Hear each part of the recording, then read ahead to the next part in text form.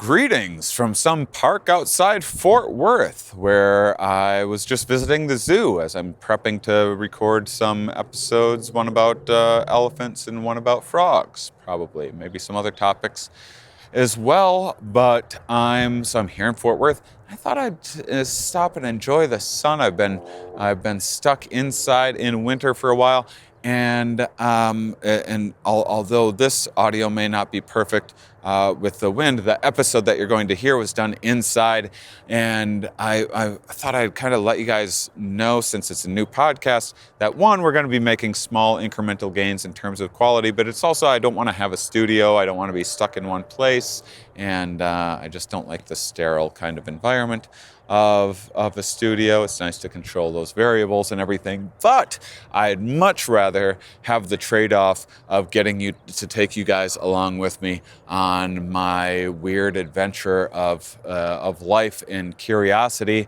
I'm very much enjoying being back to my van and getting to chase the weather with my van life situation. It's especially nice when I have a little break from being on the road and don't need to be in 3 cities a week. More on touring coming up soon in future episodes, but right now I'm just getting to float around and talk to interesting folks who I haven't chatted with in a bit, and meeting some new friends as well. Today, an old friend. We have such a hilarious, fun conversation. Do you guys ever find yourselves, grinding away on some work project day after day, weeks, months go by, and then you have the shower thought, or you're driving or hiking or, whatever situation, you're not thinking about work, and it's the cliche, that's when your best idea comes from. Welcome to the show, Shane Mauss. Today on InShanely Curious, we're going to be talking about that concept as it pertains to science. My guest today is a biomedical scientist at NYU Medical School and a systems biologist, and we're basically not talking about any of that. We're talking about he has his own podcast called Night Science that explores a lot of the kind of creativity and play involved in coming up with those kind of initial scientific ideas, something that's applicable to any job, not just science. And we also kind of just have a fun conversation sharing our appreciation for science and scientific thinking generally. So this is just like a super playful, fun episode with a bunch of laughs.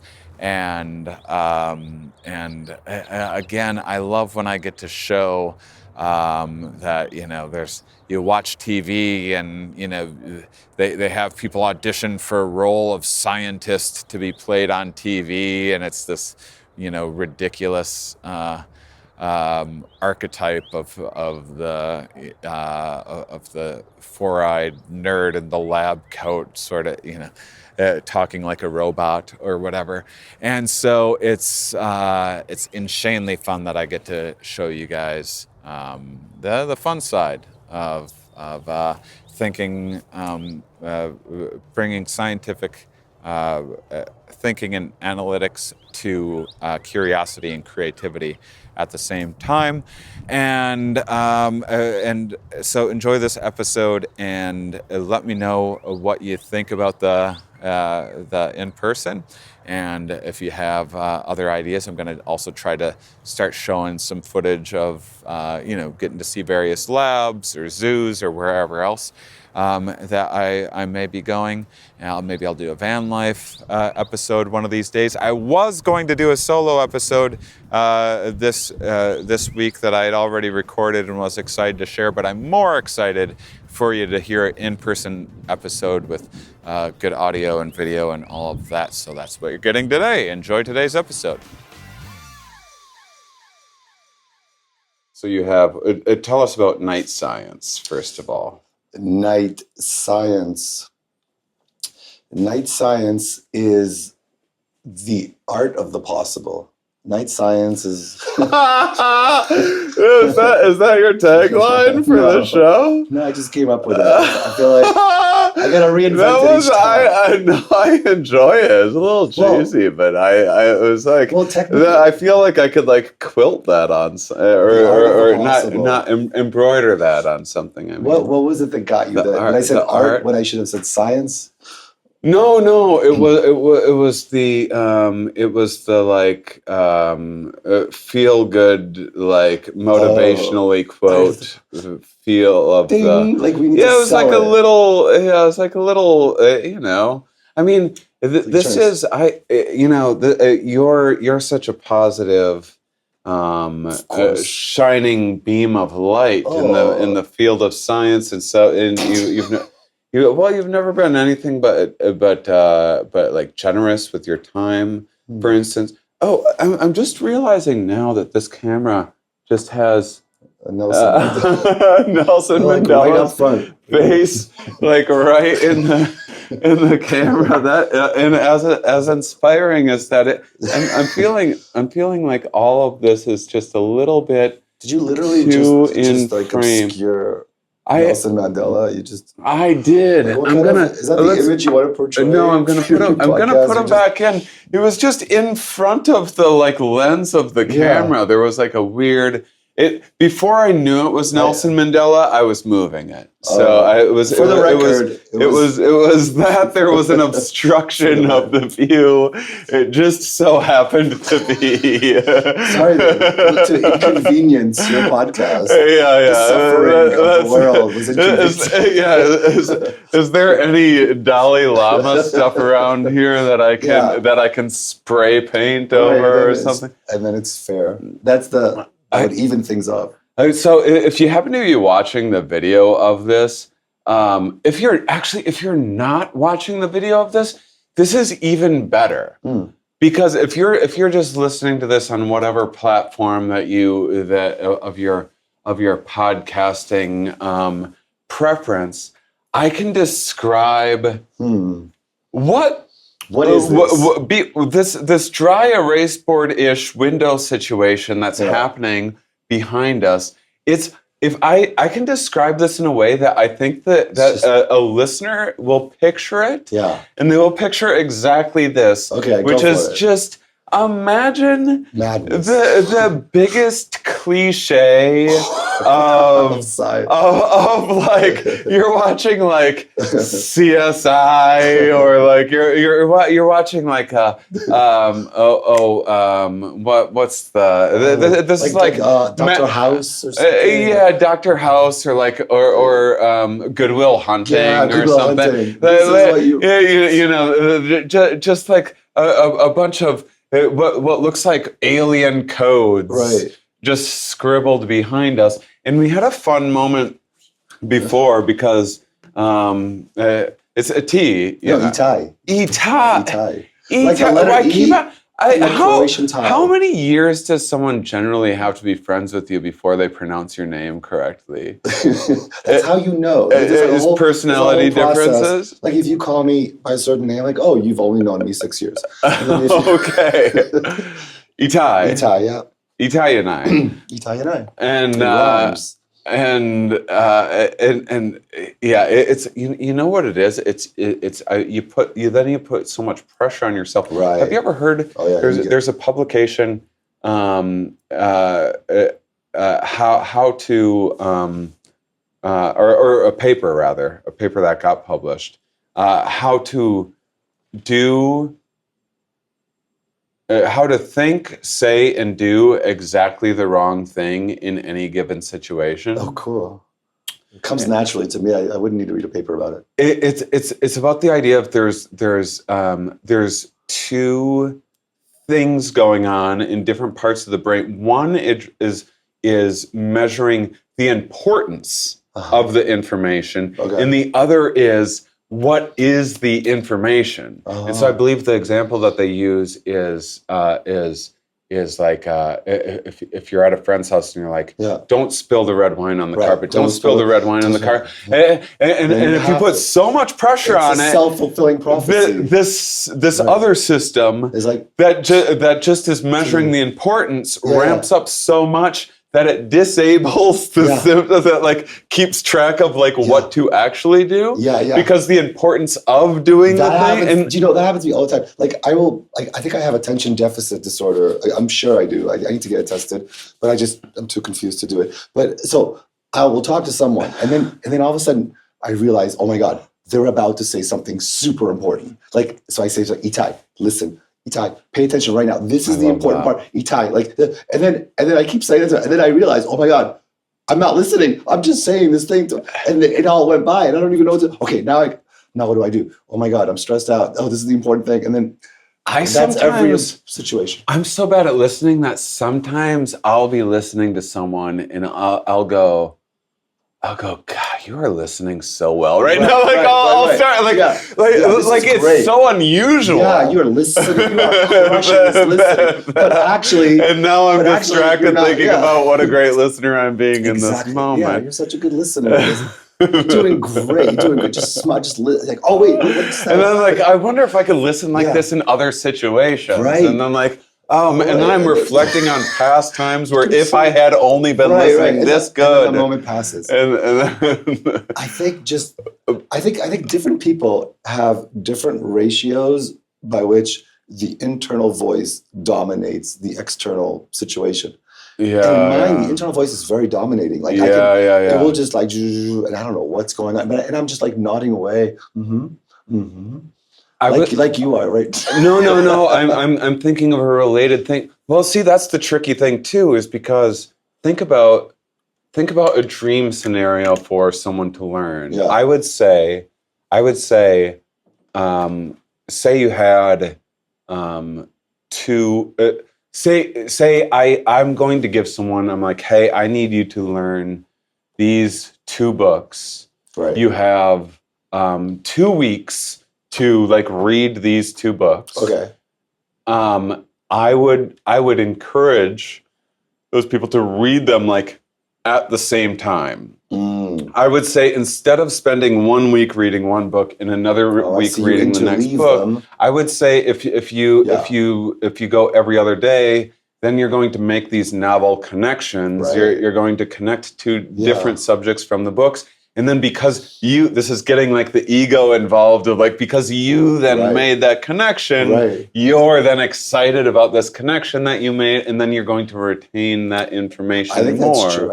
Well, also like, you know, what's better, having 1 week for a book or 2 weeks for that book, even though it's not full time, you're still spending some of your unconscious time. I mean, I think the whole sleep time is so undervalued in terms of, like, we think we're just reading as we're reading, but of course we're like digesting the information, we're thinking about it as we go. So if you interleave it, like you say, you have more time for it.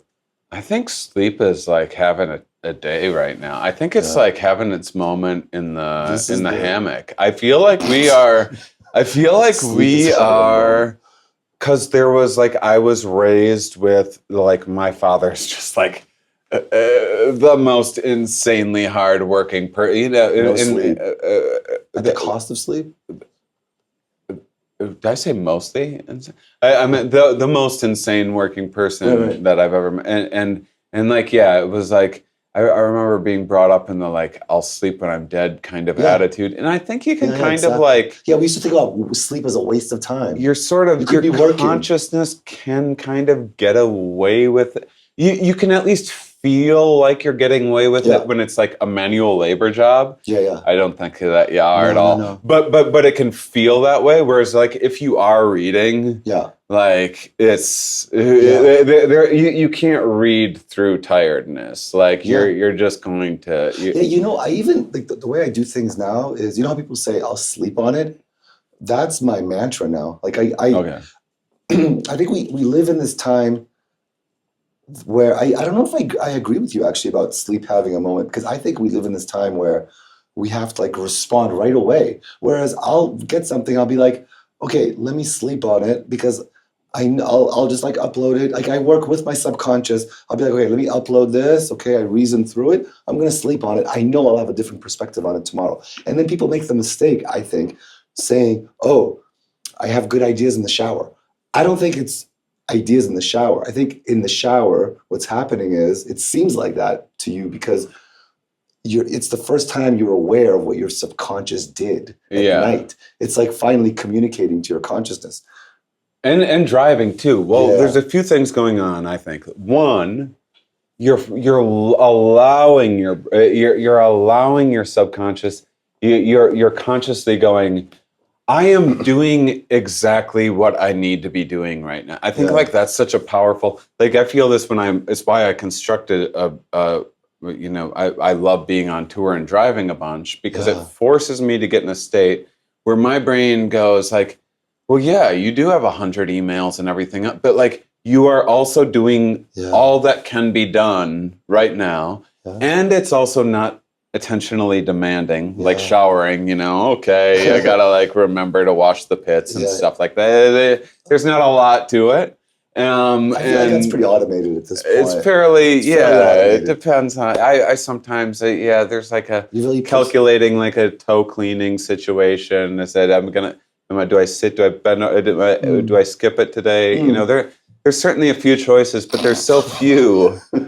There's so few that it really does. It's. I've often thought that I want to try a race board like this, like in the shower. At least bring that and to like write down. That should be a thing. And I worry it. Now I'm turning it into work, right? And then does it defeat the purpose? Right. When shower turns into work, is it still a shower? See, this is. I think we are demonstrating the whole premise of night science right now, which is just like shooting the shit, just taking, like we have two like sciencey-ish minded people that spend you certainly way more than me, spend a fair amount of time like with science on their minds, and then like shooting the shit a little bit and going off on some tangents.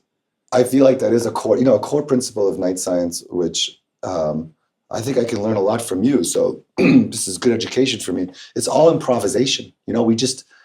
I got to get better at giving people compliments. Well, it always it's like it like engages the other person so much. It's such a funny, like it's such a. I forget because I haven't been talking to professors much. You're doing great. You're crushing it. Professors, this is just like a skill that professors have to like learn because they're talking to like young kids that are like trying to like believe in themselves. I don't think of it like that. Really? I think. Well, I am doing pretty good, I guess. You're doing great. I think. but it's like people want to like talk to you. You go like, hey, you're doing conversationally. You are killing it right now. I think it's really I don't know what a professor thing is, but it's. I think it's. It just feels dumb to me that my brain likes hearing that enough to be I guess I will keep talking to this person. Like it's such a. We all love compliments. We love compliments. I love compliments. It's just. Love compliments. We don't give each other enough compliments. Okay, so anyhow, you're saying I was doing great with. You're doing great with the improvisation, because that's what comedy is, right? You just you do the yes and. Someone says something, you go with Improv it, right? Comedy, yeah. Like let's say you would have said, "Oh, shower," and I would have been like, "Oh, I don't want to talk about the shower." That would have killed that conversation. No, I would have been like, "Why don't you want to talk about showers?" But you have to be like, "Yes." You just go with it, and you have to be open. You have to be open to experience, which is something you know a lot about, right? How to be open to experience. Yeah, I mean, I would say I've had to wrangle in my default openness. I think when you're as open to experience as I have lived a life being, I mean, too much of a good thing. Just, I mean, this is, we were having this conversation the other night, and we were chatting about how would evolution select for any kind of spectrum on, say, a personality scale. If I have this big five of consciousness and agreeableness. Is it agreeableness or agreeability? I'll never remember I always that. Hear agreeableness. Agreeableness. That's it. I'm sure that's what it is. I'm not the one to trust for word remembering. But it seems neuroticism, and then we got extroversion, introvert, and then openness. And so like, why the heck is there this range? And this change in openness is something that like, we're going to war over, like there has been,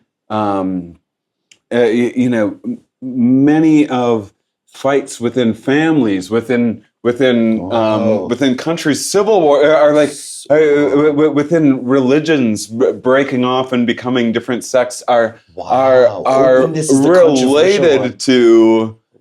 Someone wants to be more open to like shifting and changing some of these principles, and it's the would you it's say the that's classic. true, that the conservatives, like, would you say Republicans are more closed, liberals are more open? I would. The thing, right? I've talked with some personality researchers that say there's more to it than that, but I have yet to fully wrap my head around the more complicated, nuanced the nuance? Story of that. I mean, well, there's a lot going on with like, so if you are, let's take a look at all the other ones. If you're a conscientious person and you have a need for order, is that affecting your need for openness? Because openness is like uncertainty and organization are kind of conflicting. Well, my understanding was the reason why they're the big five is because you can't reduce them anymore. Like, so there's supposed to be no correlations between them. Otherwise, it would be big four. You would just unite them. Right. Well, I mean, I think it was like you took. I think they started by taking like 400 adjectives or something like that of every way you could describe a person. And there's all these correlations, so you collapse them down to 5. And then like you can no longer make a inference on. Yeah. See, I would push back that there isn't. Say neuroticism, and you're having like a susceptibility to you're anxious or you're maybe less resilient to stressors or something like that. I think that's going to, if something in the environment is affecting my neuroticism, this is a conversation that we maybe have, which is that obviously you're a biologist, a systems biologist, kind of looking at the intersection of all these different fields of biology. Yeah. Am I saying that kind of close enough? Kind of.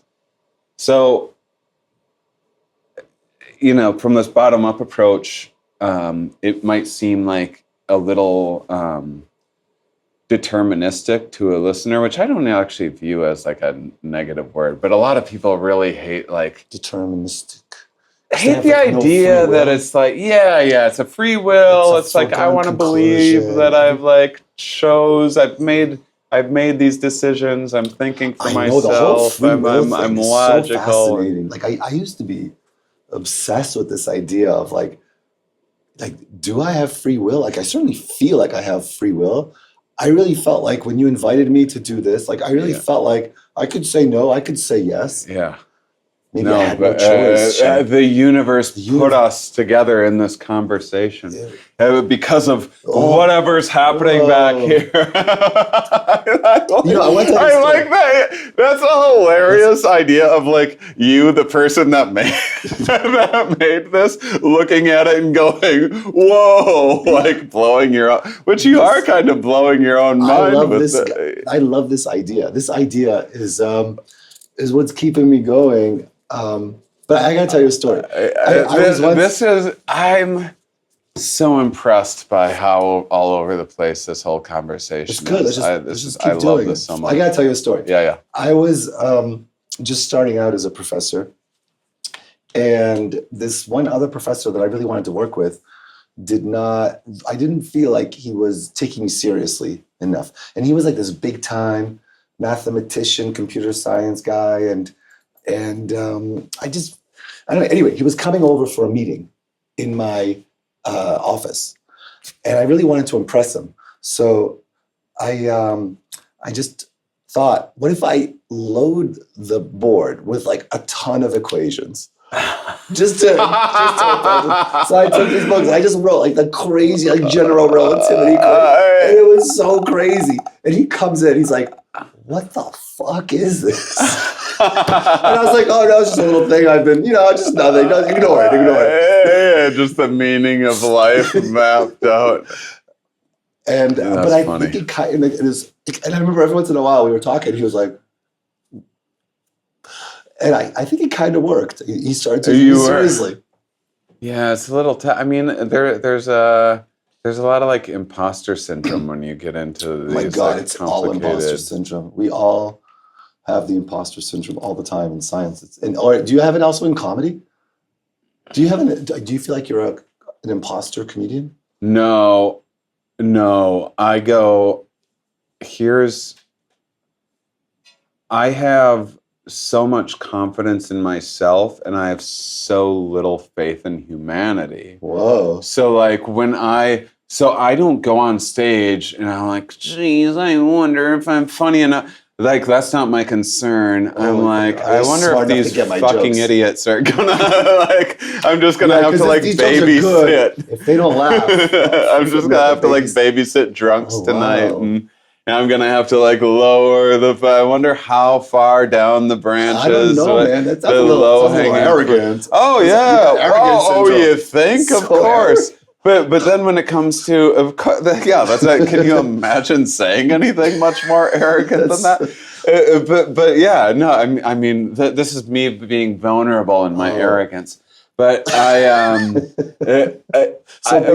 talking with scientists, look, I mean, it's like if I were going to talk to a mechanic. Yeah. About cars, I'd be like, what the fuck am I? I'd be scared to death. I'd look if a mechanic was hey, so show me how to change the oil on this thing, I'd be like, I would freak out, and then to like record it'd be humiliating. If someone's like recording, hey, we're gonna have a show where Shane learns to change the oil and stuff, like, oh my God, people are gonna see how dumb I am. Like comedy, I spent, 10, 15 years like studying comedy before I even started, and I also just, like, had such a, library, like quizzing yourself I just watched stand up like all day, every day, like hours of stand up a day, and like was writing jokes and stuff.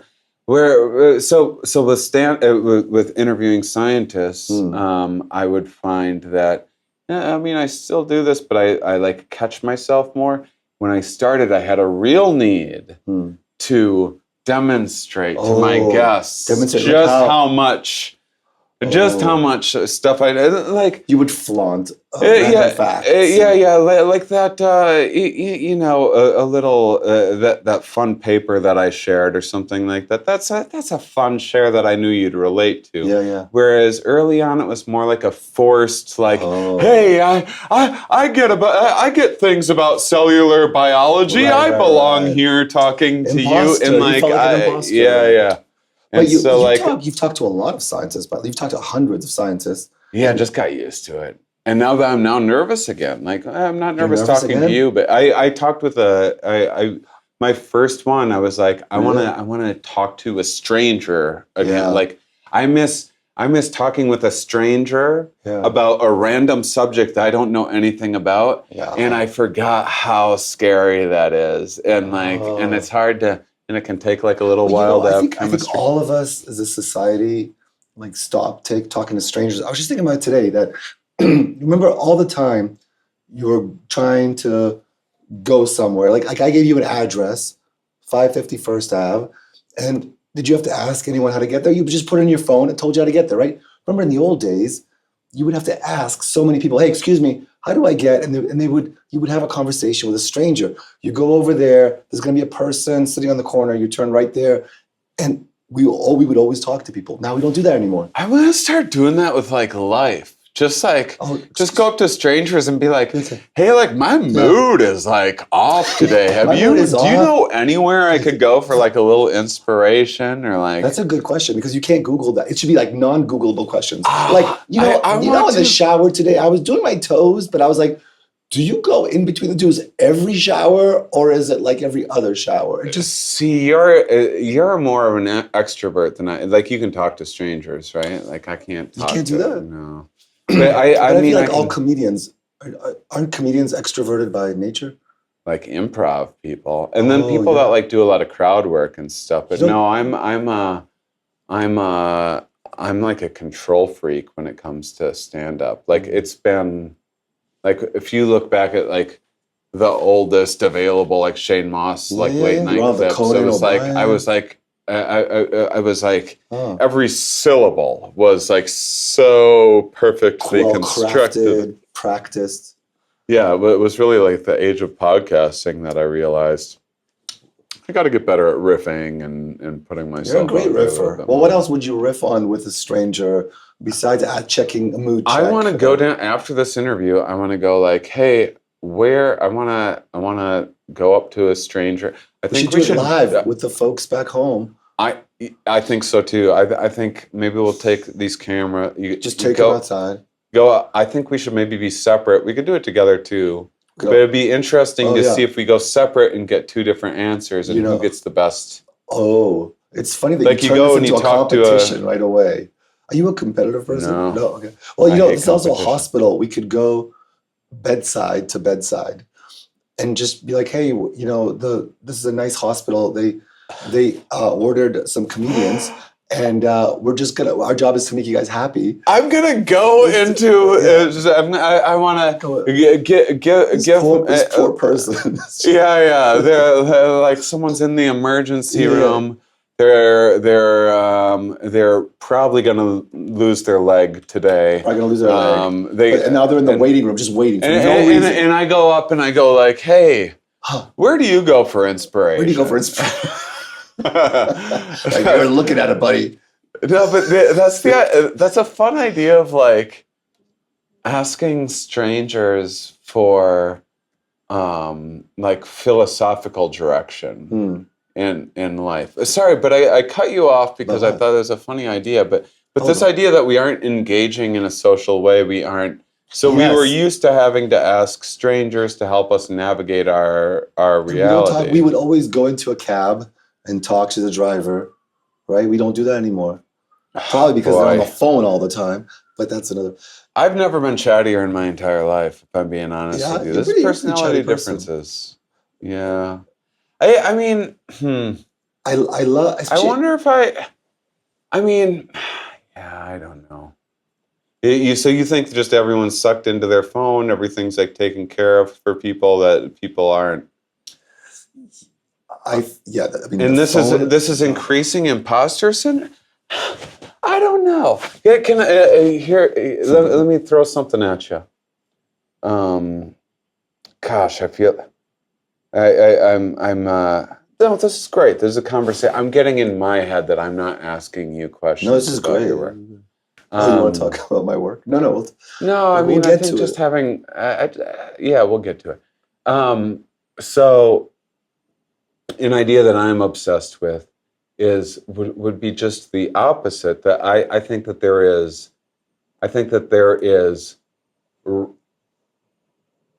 more rampant. Well, maybe this is related. I think that there's heightened Dunning-Kruger, this idea of like overestimating your overconfidence in your knowledge on a given subject, especially when you're newer to the subject and you start learning about something, and that confidence drops off in a hurry and doesn't recover until you get mastery over it. Right. Well, I think that that is. What's the name of this book? It's like the social brain. Philip. God damn it! I'm so bad with names. It's like Why We Never Think Alone or something like that. And the idea is that when you ask people how much they know about something, it's a lot about like the knowledge illusion type stuff. Yeah. So when you ask people how much they know about something, you would think that you search your own mind for that information, but it seems to be influenced by your social network as well. So the brain is registering that like, hey, if I'm sitting next to a biologist right now, I have access to more information about biology than I normally would. It's like, oh, I can phone a friend, you know. So your brain then mistakes so your brain is mistaking the ability to learn something or access information for already having access to the information. So, well, I think we're very social creatures, and we tend to think collectively. You know, we tend to work really well in groups. It's a very human thing that we work well together. Yeah, like bees and ants. So I guess maybe not strictly human. But so they also agreed. So this can be like now hijacked by our phones, because now what's happening is exactly, it gives us this opening to the whole world. They did this study. They're like, scientists discovered this new mineral. They learned everything about this mineral. How much do you know about this mineral? And people are like, I think I know a thing or two about this mineral. and then in the experimental condition, they go, scientists discovered this new mineral. They know everything about it. It's classified in information. How much do you know about this? And people are like, well, what do you mean? Oh, interesting. I don't know anything about this mineral. How could I? I don't have access to that. So in a world that, like you were saying with your map, like when you are a couple clicks away from, hey, ChatGPT, tell me what are the secrets of the universe and what are the answers to them. It's crazy. You just like start walking around as if you like already have those answers. I feel like so. I actually feel like there's less imposter syndrome from that. Maybe that's just one way of looking at it. I feel like we could use a little I don't know. It's tough to say. Do you think that the problem with science engagement is that people are just intimidated about learning it, or is it just a sheer lack of interest, or is it a time thing? I'll tell you. Oh, whoa. Sorry about my voice. I'll tell you what I think. We need a revolution in general, but also in science. The revolution is about how we teach it. We teach it so poorly. We, the people that want to go into science are the people that feel smart when they take science classes. Like they get good grades in chemistry. But what does it mean to get a good grade in chemistry? A good grade in chemistry means you like learn the material and then you got the correct answers on the test, right? What does that have to do with researching and like discovery? Yeah.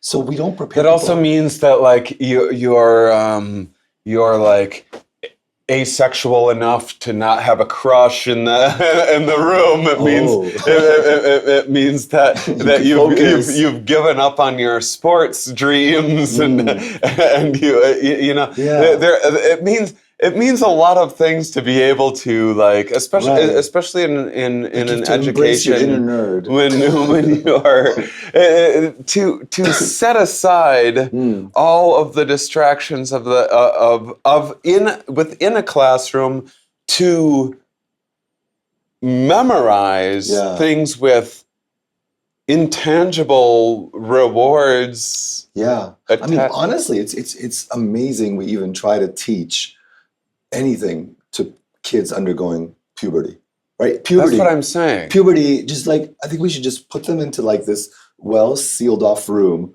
and just let them like just hit the walls and just like get everything out of their system for like a couple years. And then when they're like a little bit like more sane, then be like, okay, let's talk a little bit about Shakespeare. Everyone's hitting puberty at different ages, and then like if you're the horniest kid in the room, it's nuts. Like how are you gonna pay attention to any? You're gonna learn about a GFP FOS in June? Yeah. Like of course not. But also we want people to sit down in their chairs the whole day. They just want to like bounce around, and we ask them to like raise their hand all properly. And so it's all like against human nature, the way we teach anything really. And but what I want to argue the most against is that it all focuses on having one answer. Like there's the answer, right? Like 2 + 2 = there's one answer. So why do we teach people what's 2 + 2? because we can grade it. Like, we're obsessed with grading people. And so we only teach things that we can score, grade, and put numbers on people. Right. And so anything is anything open-ended, like, hey, just like, you know, if you can you grade a discovery? Can you score a discovery? No, because you don't even know what it is yet. So we don't teach people how to discover anything, and because we can't grade it. And so no one wants to go into science because they don't know what it is. They don't what does it mean to go into science? Going into science means you're going into the unknown. You want to discover something new. Well, no one's ever taught us how to discover anything new. Mm-hmm. Up until now, it's all been like, what's Shakespeare's first name? What's anything that can be graded, like the SAT, multiple choice questions. Discovery is not encouraged. I think I mean, it's also just like, the idea of trying to meet people where they are and incentivize, like, I've been reading a bunch of science books again, gearing up to start this show after a 2-year hiatus of I'm so excited about your show. I'm insanely curious about your show. Right, but I mean, I went like 2 years. I mean, I missed it, but I went like 2 years with like very little. I think I read like maybe a couple books a year or something like that. It was like I took a break from reading. I took a break from science. It was just all into. But you missed it, and you want to come back. Like you that's good that you want to come back. 100%. But the point is that like I have. I theoretically like get paid to go on stage and be sort of interesting and funny. I theoretically gain some fans by putting together a novel show where people can learn a few things. The point I'm after is like, I get frustrated because I want to engage adults in science, and usually people are like, you came and did my stand-up science show years ago when we first met. It was amazing. We had a great time. I would always have people like, hey, can I bring like my 8-year-old or whatever? Yeah. And I'm like, well, it's not even that you can't, but like, I mean, it is cool, but it's like, they didn't know what drove me crazy was like, people think that science is like something that you just like deal with when you're in 4th grade. Right. And you do like a science fair, you make a volcano, and then like you don't need science anymore for the rest of your life. And like, and like, what if I want to have like a philosophical conversation and and I want to talk about adult topics and all these things that like an 8-year-old just, even if it's not offensive or anything, like just would not relate to, some of these larger ideas. And I want to engage. Yeah. And what I found is that you need to engage, not need to, but it helps to engage people by like, hey, here's some interesting things from behavioral economics that can incentivize the wallet. Like, hey, someone will be practical. Like, what? I'll listen to 30 minutes of science if maybe I can like get something, get some like clear financial payoff off of this. That's never what it was about for me. Like for me, I wasn't born into science. I wasn't like a nerd about it. I didn't think I would be a scientist. For me, what happened was I was actually into philosophy because I was really curious about like what the fuck is going on here. Mm-hmm. We open our eyes. There's this world. What is this? Like seriously, what is this? And I was so curious about that. And so I was reading all these philosophers. It was really interesting. But then I read this book by a scientist, Richard Dawkins, The Selfish Gene. And that book taught me about evolution. It blew my mind. And then I realized like, oh, science answers this question about what's going on here. What do we have this brief life. Apparently we have to die. We were born. What is this? Like science is the only one that was really like speaking to me at the time. Now, I don't think that anymore because I think art can teach us so much about ourselves, and there's science is not the only thing, but science is taking, science is like our best tool, I think, at understanding what's going on here. And if there was a better tool, science would use it. Mm-hmm. Like we're always just trying to explain what the hell is going on here. What is a cell? How did our body get built? What is this thing called disease? Science is our best way to get at that. And so that's what if got there me. was a better tool than science, science would use it. Exactly. That's a good quote. Yeah. It's so good though, right? Yeah, that's what all we want is just to know what the fuck. Seriously. Yeah. That's such a good quote. Well, and I guess kind of what I was getting at is like, say,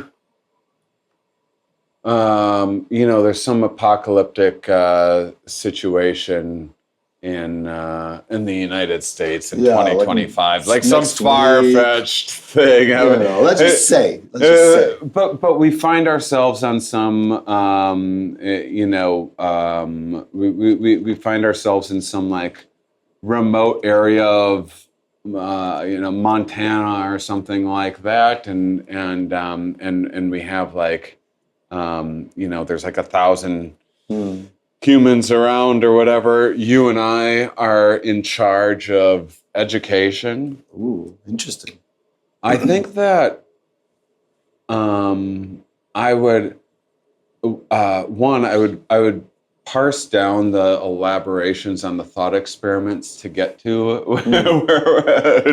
like, I don't know why we're in Montana. I don't know why it needs to be 1,000. I'm trying to paint a picture. I'm there with you. Okay, we're already there. We're stuck in Montana. We're in charge of the education. Yeah. We're in charge of the education. I'll be in charge of teaching how to second guess oneself. Yeah. Okay, you'll be in charge. Which is a valuable tool. I think that the youngsters, another way of looking at it, if I had to go back in time and teach myself better, I think that if it was more incentivized as like, hey, here's how to be better here's how to like have more fun on a playground. Here's how to like make better friends, or like have like I mean, there'd be so many more. Like, I remember they try to include some lessons in like Boy Scouts and stuff, but that seemed like a much easier, how to make friends, like, and influence people. Learn a little bit about like slip some botany lessons in while you're outside, and slip some like geology lessons in kids are like learning pottery in art class, or something where it's That's just cool. Like I just feel like school mucks everything up as soon as it gets into the just root memorization stuff. I think that like, because they're easy to grade, right? These memorizations. Did you memorize it? It's easy to score. And then we even go like, oh, this person that's like really good at Jeopardy. They're like the smart, but that's such a crazy style of thinking. And like, I'm going to go through and memorize. I'm getting ready for my big Jeopardy debut. I'm going to learn as much as I can about 17th century French romance novels right now, and like memorize as many. Like what? So that you can like win this game. It's like you aren't learning how to like do anything. I mean, that's why I really like my job of doing science, because I could, academia, it's got a lot of problems, but one really good thing is academic freedom. I've studied spermatogenesis, which is the most fun word to say ever. Say it with me. Spermatogenesis. There is no funner word. And I've studied how we lost our tail, and I've studied aspects of the sense of smell, and I've studied cancer, and I've studied embryos. I could just study whatever I want, and that's so cool. And I don't have, there's no right answer. We're just trying to figure out what's going on. And that's nothing I ever learned in school, really. And I wonder, how would you prepare for that? I mean, I have one idea, okay, of how you would prepare people for that. And this is really cool. You have someone make a friend, okay? And the two people, it has to happen organically. They just become friends. They just really like each other. They don't have to talk about anything in particular. They just like talking. They just like being with each other, like friends. So you have these best friends. And then you give these two best friends a problem. And they have to solve it together. And I think two people, and I'm not talking about like a 1 hour thing. I'm talking about like a year-long quest. And because we're also very used to just solving something right away. Like we don't like to have a problem. Like we need quick resolution. But no, this is going to be something that's going to be super tough, and you're not going to solve it right away. And one person's going to have an idea one day, and you need to be open to like accepting that they had the idea that day. Maybe you'll have the idea tomorrow, and you just keep working on it, and together you do something cool. That would be like a nice lesson, don't you think?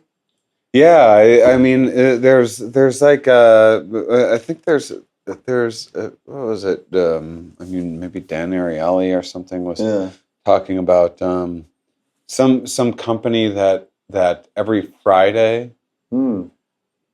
they let people work on anything they want to work on with their group or by themselves or whomever, and the only rule is that you just have to share. At the end of the day, you just go like, "What'd you do? What'd you do?" Just share. And so it's like you have all the, and then as the story goes anyway, many of the best, innovations and everything would then come up with that, the loosening of the rigid. I like that. Howdy, everybody. Quick break. Hope you're enjoying the show so far. Have you ever just felt like kind of altering your mood a little bit, maybe catch a little buzz, but you don't drink anymore, and you're 44 and you don't want to get like too lit or anything, but you just want like a little subtle, more nuance, kind of you have a zoo that you're going to walk around, or you're outside in a park or something like that. You might want to explore perhaps some Blue Lotus at mypurplelady.com. We have some other stuff in development as well, but mypurplelady.com, offer code NIGHT to get free shipping on some products today. And if you have never heard of Blue Lotus or some of the modern ways that you can enjoy it, go and read and learn more at mypurplelady.com, and enjoy the rest of this episode. So we were talking a little bit before this. So let's go back to the Big Five personality scale, and we'll I want to ask you a lot of questions. Tie that up and then open more realms within it.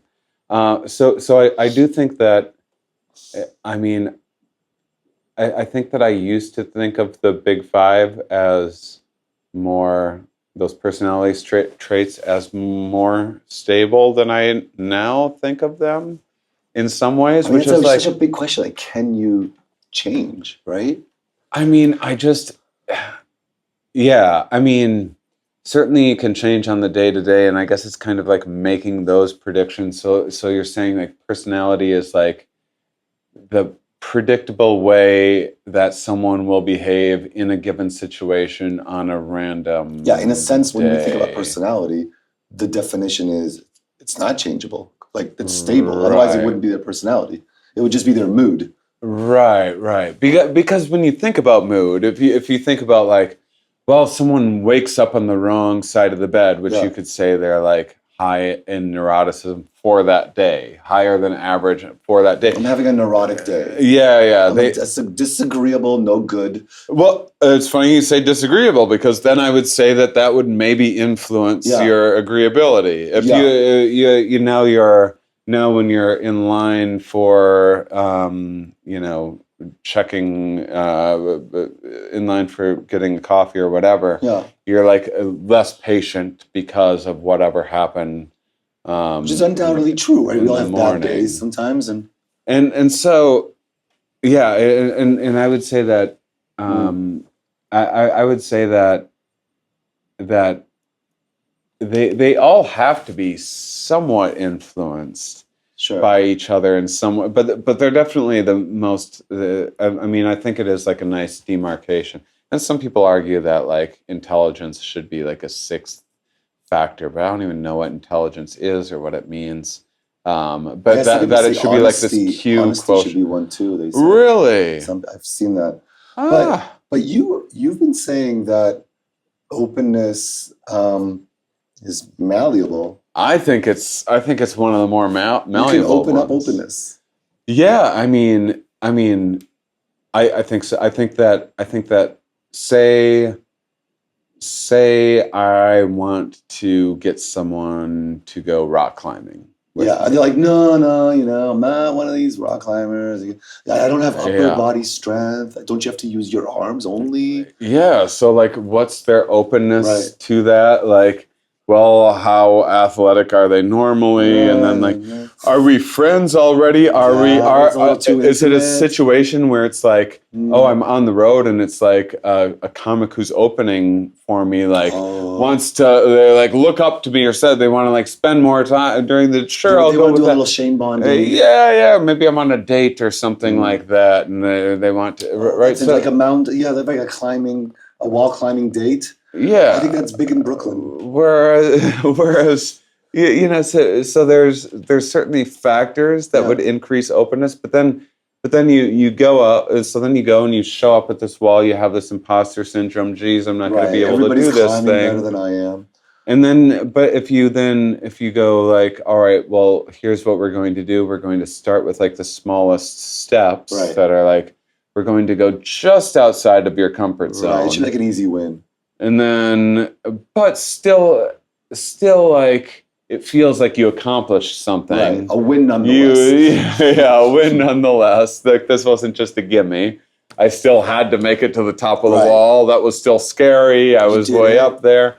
Okay, so you're inching open the openness. And then you're like, all right, let's go up a harder one or a higher one or whatever. And now you're open to like learning a little technique, and then you do that, and then we start slowly like me and this new friend, we're starting to rock climb together, and then a month later, I go, hey, you want to try pickleball?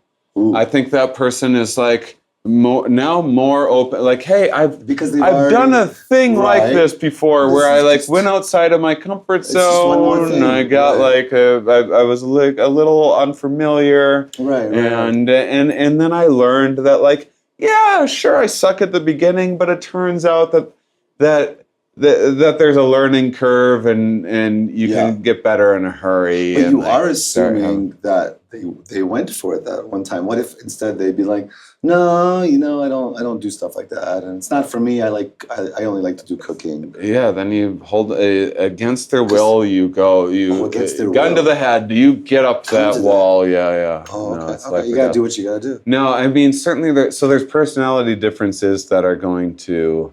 There's going to be people that like, would love to do anything else with me in that situation, but heights are just too much for me or something. But yeah, whereas I guess what we were talking about is you're saying a lot of the research that you've seen on openness, which is related to kind of how inquisitive, how curious. what the likelihood that you're going to click on a show called InShanely Curious that's described as like, hey, a comedian goes around and like has these conversations with scientists. Like your likelihood of clicking on that is, you would say, based on openness research, perhaps more biologically determined than environmentally. Well, I don't know.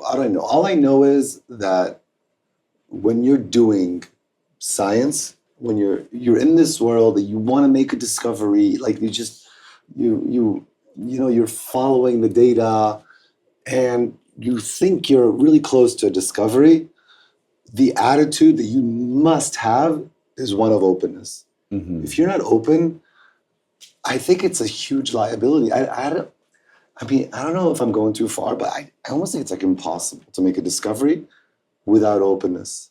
I don't see how. I think you could do very limited things in science, like developing a tool where you know exactly what the specifications are. If it's like very well defined, then you could do it. But anything that's open-ended, like literally open-ended, you need openness to find it. So I think I want to believe that anyone can do science. So I also want to believe that you can become open. Like I want, this is now, me being biased, but I'm really interested in knowing how you could teach people to be more open. And I think even, whatever level of openness you are, I don't think you just get there right away. You probably need to undergo a process just to achieve what you are. Like even, let's say you're extroverted, right? I don't think you're extroverted by nothing. Like you need to undergo a process where you find out you're extroverted and you find out what that means. And I think it's the same for openness. Like you have to realize that you can become more open. And then it's okay for you, that you like it actually. That's what I'm saying. I actually do think that can be trained. I think the idea that it's part of, which is, this is like kind of the downfall of misunderstandings of like deterministic worldviews, is that you might go, sure, Michael Phelps has like the absolute best build to be he has these like crazy weird arm ratio things going on, and like but that's no reason why anyone else can't give swimming a whack, and so like I think you can train people. Like you probably wouldn't agree with it. I'm a big believer in, I like to tell people that I like to be a C+ student, where like I like to have a C+, B- amount of knowledge on a subject. I like to get there, and I go like, okay, now I'm going to learn a new, okay, good enough. You don't I'm need to perfect it. Because with that time of perfection, you could be doing other things. I could be learning another thing, and then I'm making novel connections. Because really, the only thing that I have, going for, like, I'm never going to learn more about biology than you without, completely dropping everything and dedicating the next 20 years of my life to like maybe, but I can build this like interdisciplinary thing mixed with some comedic skill, mixed with these other, and I can cobble together a recipe of like uniqueness based on. I think you're at a really interesting position, that because you talk to so many different kinds of biologists, that then you have a different kind of knowing. You're more like a generalist than a specialist. But I'm saying that's like, I think that is something that like you can teach people, that like it's like everything feels like it's something like that you were either born to do or weren't or something like that. Everything can have that sort of feeling. Like we get so attached to the stableness of our personality that I think that one of the easiest personality traits that you could easily change in people is just teaching the skill of like, hey, what if you already what if you already know about Dunning-Kruger? What if you already know that that you're going to overestimate your knowledge, followed quickly by imposter syndrome. Right. But there is actually light at this end of the tunnel, and after you work past some insecurities, you can gain some mastery over just putting in some of the practice. I think that's a beautiful lesson for people to know. And now, lo and behold, that doesn't apply to learning biology. It applies to like learning a new sport, to making new friends, to whatever. Well, I have to tell you, I love that you're doing the podcast, because I think it's so good. It's so important in this world to have scientists be better ambassadors, and you're allowing them to be that. Mm-hmm. It's a great thing to bring it to the everyday, and to, I think too often, like, scientists are like, we're accepting our position of being remote and like on the fringe of society. But why are we fringe? Why are scientists fringe? We shouldn't be. Yeah, I mean, I think that it's like, well, it's interesting because, I mean, it's to me one of the greatest frustrations is, and as these funny ideas of like that scientists are like in these ivory towers. Though you do have a gorgeous, beautiful. This is a beautiful. I picked the wrong spot to point out that a lot of offices that I've been in are not like this in any way. I'll never have a better office. But in this idea of like, what are scientists even up to? Or like, suspicious, right? It's such a strange. I try to tell people, I'm like, you want to know?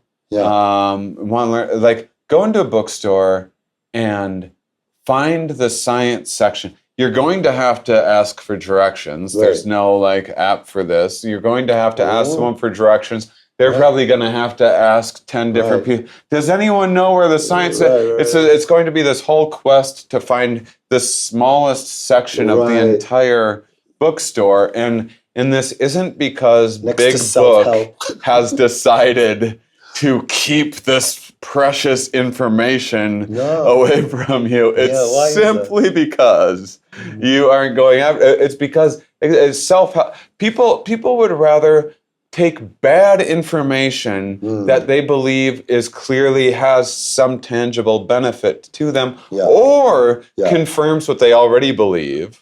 Which is like a lot of philosophy and spirituality books are just like, what is this nicest sounding, best sounding, most impressive sounding argument for the shit that I already believe? And comforting, and so.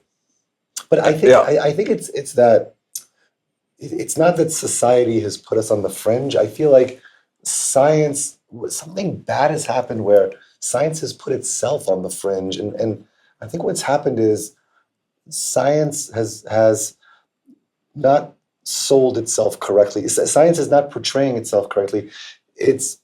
What science basically is a bridge between two separate worlds: the world of chaos and the world of order, the world of creating ideas, night science, and the world of testing ideas, day science. And that's the bridge. Like, we're always, what science is coming up with an idea and testing it, like having artistic creativity and then testing it. And then the testing it gives you a new idea. And you're constantly between these two worlds. That's the truth. That's real. What we've done, though, is we've sold it as something different. What we say is, you know what science is? Science is just testing. Like, we focus on the testing part, the experiments, controls, replicates, putting on a white coat. And we don't talk about the artistic side of creativity, night science, that is really in common with the arts and everything creative. We don't show that, and so we create this like weird image, and the public. It's also harder. It's like it's like science can feel a bit like, it's weird, eating your broccoli. It doesn't. But we've done it to ourselves. Like the testing is like eating a broccoli. But the having crazy ideas is so much fun. We never show that. Why don't we ever show that? Like whenever you see a picture of a scientist, it's like them pipetting some water instead of like at the board having a crazy idea. All right. So I've never been a scientist. I talked with. I've never run a study. No, we'll do a little science later.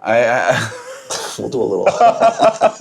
We'll just do a little science. Eureka.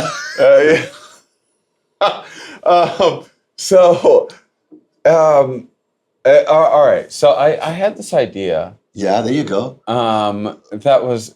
I put this together. I was prepping for this donkey episode for the Feast of the Ass.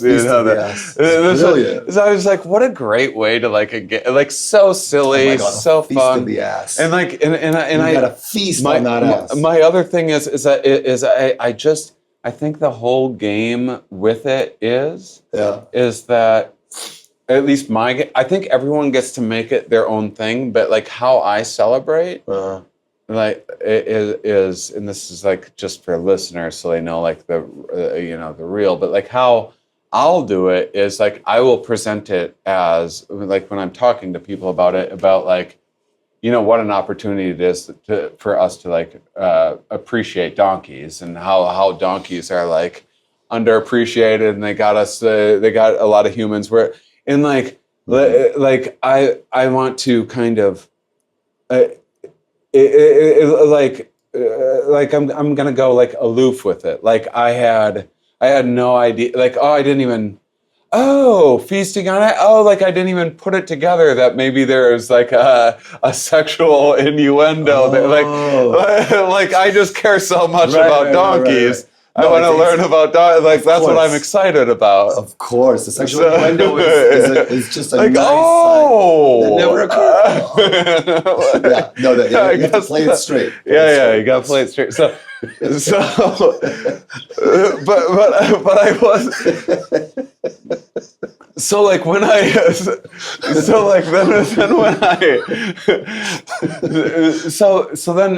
but how I like prep for. Because you also, so first off, deviation. Tell people briefly about your show, or as long as you want, about night science, and then this will go into what I'm saying, and then we're going to construct a science project that's absolutely absurd and ridiculous. That has to do with everything. Okay, so night science is like this whole project that my really good friend Martin and I are doing. Martin Lurcher, he's a professor at the University of Düsseldorf in Germany. And Martin Düsseldorf. What was the word that you said earlier was the best word?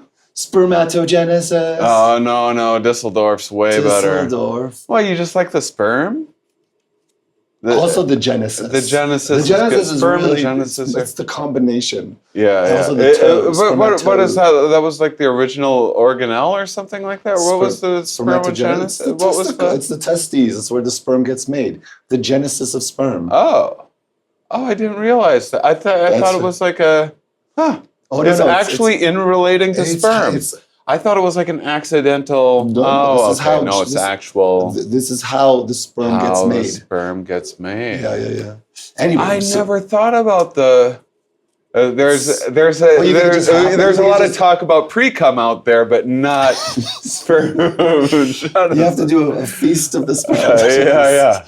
So then, Martin and I, we have a project called Night Science, and it's us writing about what are the tricks that scientists use to have ideas. Like we have the trick of bringing ideas from another field. We have the trick of using metaphors. We have the trick of thinking about it like an improvisation. We have the trick that you could like switch which puzzle you think you're in. Anyway, all these kinds of tricks. And then we have workshops that we do about it and all kinds of events. And then we also have a podcast. And the podcast has been really cool because we just bring on other scientists, but also painters and writers and philosophers. And we just talk about how do they think about their process. Like when they have ideas, how do they do it? And so much has come out of that. It's just been so much fun, honestly, to do that. Does that answer your question? Yeah, no, that's great. It sets up everything. Okay. So and kind of the idea is that night science is kind of where the real science actually haps. It's you need both. You need the testing and you need the night science ideation. Yeah. You sit there doing, but how much of this was on a napkin in a bar when you were having a conversation? Okay, so I'll tell you how this happened. What even is this? What am I looking at?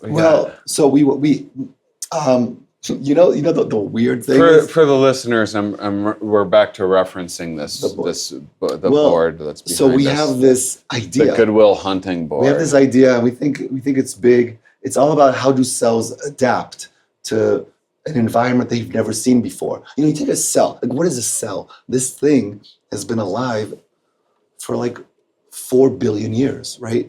Because it goes all the way back. Where does a cell come from? Another cell. And it goes all the way back. So now you have this thing, this cell, and it has different programs. Like if you give it sugar, it knows how to turn on the sugar program. Mm-hmm. If you put it in heat, it's like, well, I've seen heat before. I turn on this program. So it's got all kinds of programs. But sometimes you give it something it has never seen before. You give it like a new cancer drug because you think it's like a cancer cell. You want to kill it with a cancer drug. You know what happens? We die of cancer. You know why we die of cancer? Because this cell has the ability to figure things out. It's never seen this drug before, but it can figure out a new program. So how does it do that? How can a cell do something new? It's crazy, right? It shouldn't be able to. According to evolutionary theory, it would require a mutation. That mutation gets selected. It should take like many, many years. How does it do this in real time? And so what this is, we think the cell has evolved. So this is not supernatural. It's still evolved a program that's kind of like a super program. This super program is adaptive. It allows the cell to adapt new programs. And we think, so the way it happened was funny because it happened in like the least kind of like artistic way. We had to write a grant. And writing a grant, I hate writing grants because it's like doing your homework as a scientist. Like, oh, I don't want to do it. The dog ate my grant. I don't want to. Oh, so of course we leave it to the last minute. And I was working with a postdoctoral fellow, Gustavo Franca, in my lab. We were in this office, and I said, let's do some night science to figure it out. Because we didn't have the idea of we had to write a grant on it, but we didn't have the idea. And so we ordered in some sushi, and we said, night science, it's like an analogy. It doesn't mean like it's actually at night. It's just like a different kind of thinking. It's just a metaphor. It doesn't have to be literally when there's no sun out. But in this case, we were taking it literally. And we ordered dinner, and we stayed late, and we were like, we're not leaving until we have the fucking idea. And then all of a sudden, I was like saying something, and then he's like, oh, what if it's like, and he just said it as like, he said something that was actually really, like he thought it was stupid. And only because he felt comfortable enough, because we had sushi, and it was late, and he just said something. And I was like, and I looked at him when he said it, and I was like, oh my God, that's genius. And and this whole thing that he just felt comfortable enough saying, even though he thought it was stupid, I thought it was brilliant. And we made a whole theory about it. And it just clicked for us that this is the answer. So that was a moment of night science. Wow. So, and this isn't this isn't just like epigenetic interactions that are happening. Like, what? There is like an epigenetic side to it, but no, we think there's like a dedicated. So no, this is like just night science at this point. We haven't done the testing yet. Yeah. In fact, like part of the challenge is that's why it's not like science takes so long. It's like we're gonna need. Is it like a supervisorial system? That's like when. Well, we think it's like not supervised, but it's able to learn. The cell is like a little computer that's able to learn. Yeah. Isn't that interesting? Like that's fascinating. Yeah, that a single cell, because they don't have like a cancer cell. So does that have? Wait, does a cancer cell have like a nucleus? Sure. It's just like all the other cells, and yeah. Well, I don't know enough about cellular biology, but that's fascinating. It's so weird. Yeah, go. Yeah. So you had this. So the idea is that this is like the idea of night science is that you have these. A lot of times you have these epiphanies in these unexpected ways because you're sitting around like shitstorming. You're shitstorming, and you know what? Like science has changed a lot over the years, and it's become. I don't like where it's going lately because it's become very corporate. And very into like careerism. Like scientists are obsessed with their careers, as they should be, because they have to like bring some money home, or else they can't just like, they have to make a living too.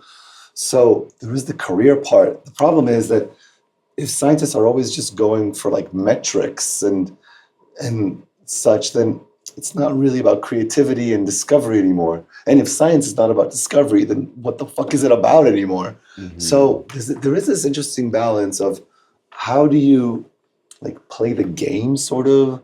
You have a career to attend to. You have to be tenured, or else, they take away your office and now you're on the street. Like you have to think about. So I call this the business of science. And in my mind, I compartmentalize. I do some things, I don't fool myself into thinking that whatever the business of science is actually real. For me, the real thing is day science, night science. That's real. Business of science, you have to be suspicious of it, but still get it done. I mean, say you're cooking. So here's speaking of things that are intimidating to me, because I don't cook. Like I've been on the road for like nearly 20 years. I mostly just dine out. The endless Shane tour. Yeah, and I. So you don't cook when you're on tour? No, very rarely. And I would think you do like an RV, and maybe you could cook in the RV. You don't have that. I have a camper van, and I have a fridge. But generally, what I do, I like to go to a deli department. Okay. I like to get like 10 or 15 different like pre-made-ish salad type things. Oh, and then when it comes time to eat, I just pull all of them out, and then I go like, what do I want right now? And then I scoop 5 things on a plate, and then that's my meal, and I put them all away. And it's like fast, and I enjoy it every time. And I would do something like that too. I don't have to like wash things and stuff. And for me, it's all about convenience with food. I don't. I mean, I'll enjoy it, of course. If it's like a good meal, someone takes me to a nice restaurant, I'll enjoy it, of course. But I'm getting over that too. I've just been to like every meal. I've been to all the best restaurants like in the country, I feel like. Nice. And I know it's very privileged, but then I'm like, things tighten up for a little while, and you go, man, that was a lot of like $100 meals that I spent, where like I could have like lots of property and stuff for all of the time that I've spent dining out. So I'm like, oh, was it really? Did it matter that much? And but anyhow, getting back. My mother my mother is an amazing cook.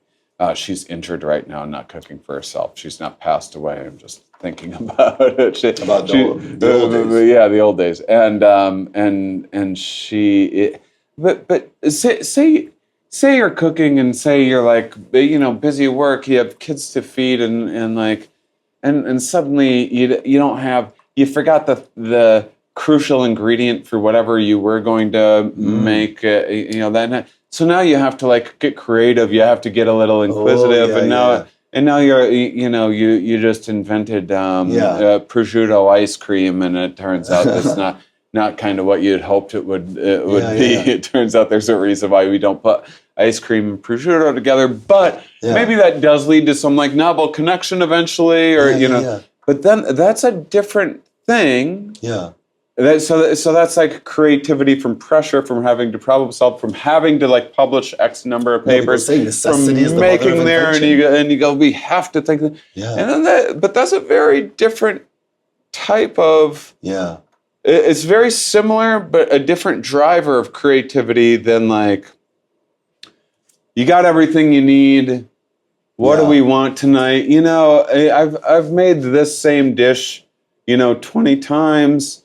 I always love it. I'm in the mood for it, but maybe we'll put a little spin on it tonight. What do we put on there? Like a little cinnamon or something like that. Creativity from boredom. It's a very you had creativity from necessity. This is creativity from boredom. Yeah. There's like it's like there's an optimal kind of I think a range where it's like one is like, oh God, we got to problem solve. We got to get out of here. The other is like, I'm so damn bored with this, and that we need to spice it up a little bit. I love that, but wouldn't you say it also relates back to openness? Like some people, if they're not open, they would just always take the easy way out with the dinner and just do the same thing. Oh, I would say like you can be the most prudish person in every way, like no prosciutto with ice cream. That's ridiculous. You do everything. You generally do like everything by the book. I mean, it's so domain dependent where you have someone that like follows the dogma they were born into. They follow the letter of the law. They've paid every bill on time. They don't they don't jaywalk. They don't, and then like they're not open to the jaywalk experience. And then they're kind of censor like even what they watch and like. Ooh, this movie has some like foul language or some adverse ideas or what subversive. But then like it comes to cooking where you cook a lot and you feel like a little more comfortable, and then maybe you go like, you know what? Maybe I will splash a little bit of garlic on here. Like, cooking is the gateway to openness. Like maybe we all have a little bit of something that needs expression in us or whatever, and it's just because I think that like I think that the importance of science is that you're going like, hey, we're going to evaluate this and say that and decide when we're wrong. We're going to try to prove ourselves wrong. Yeah, love that. And we're trying to falsify that. Yeah. I think that's what makes things distinctly scientific. I don't think it's necessarily inventing some. I think that mechanics invent things all the time. Sure. I think that very creative. They'll find like a nice solution to this that was unexpected. Yeah, comedians invent jokes all the time. Yeah, writers invent things. It's so human. It's so human to create, and yet it does seem like there is variability. Like we were talking about that. Remember the other day that you go into any society, you go into any room. Okay, imagine you're a teacher. You go into the classroom. There's going to be a range. Some kids are going to be super into, you give them some Lego blocks. They'll be super into creating new things, and some kids will not be into it. And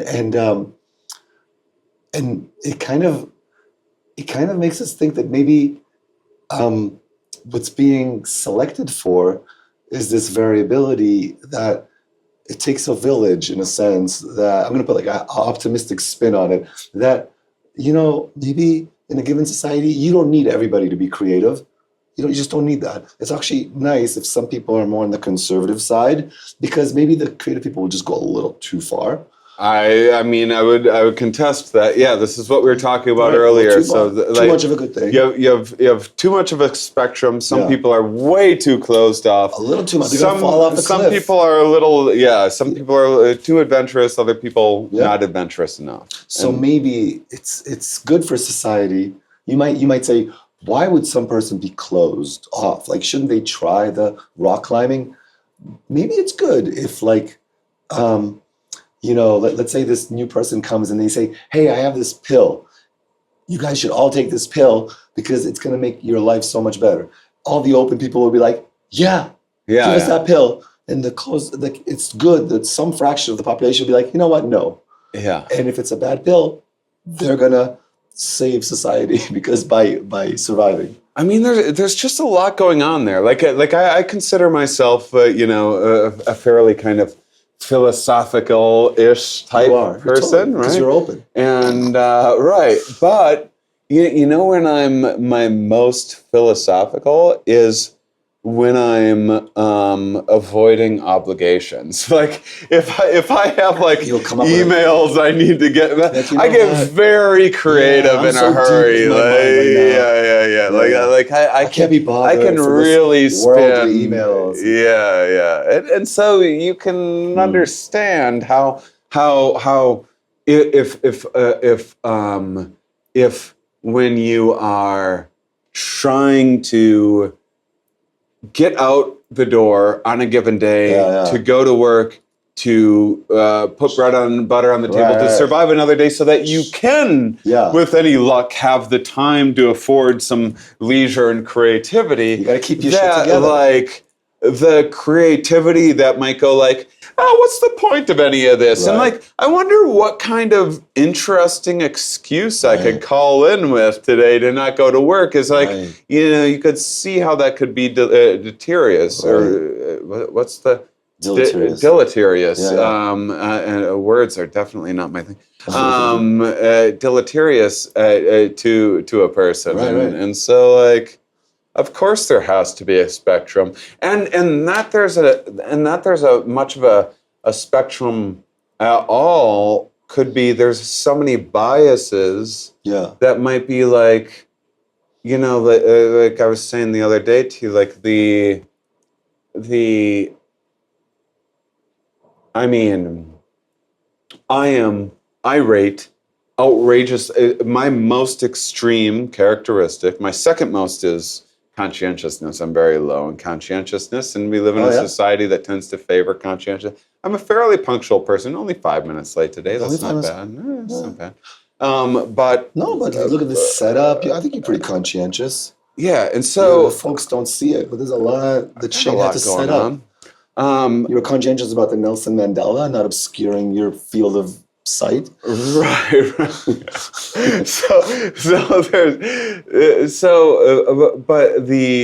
I'm outrageously high in openness. That's good. So much so, I've lost my mind. I've broke my feet. I've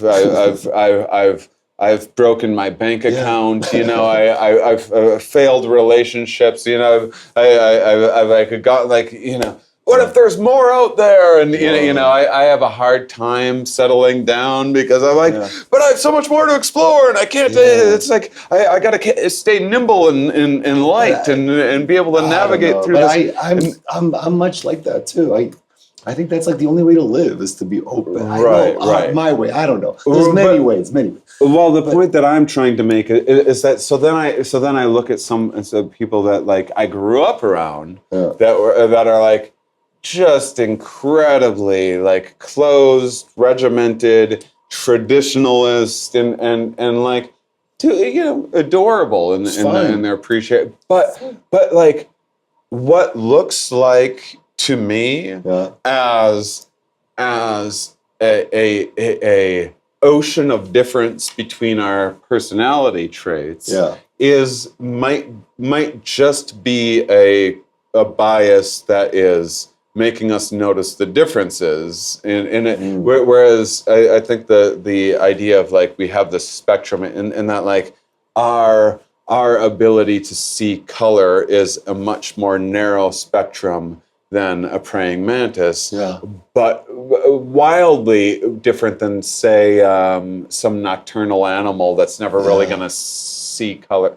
That many colors anyway isn't going to need the cones and such to And so it seems like the difference between what are the ends of the color spectrum. It seems like that's such the huge that rainbow that's all there is, and those are two opposite ends of a thing. But like, you know what I'm saying? But like to a praying mantis, that's just on a spectrum. Yeah, it's all relative, I guess. Yeah, so I don't know like how different like we actually are between the most open and the most closed. Yeah, the praying mantis looks at us.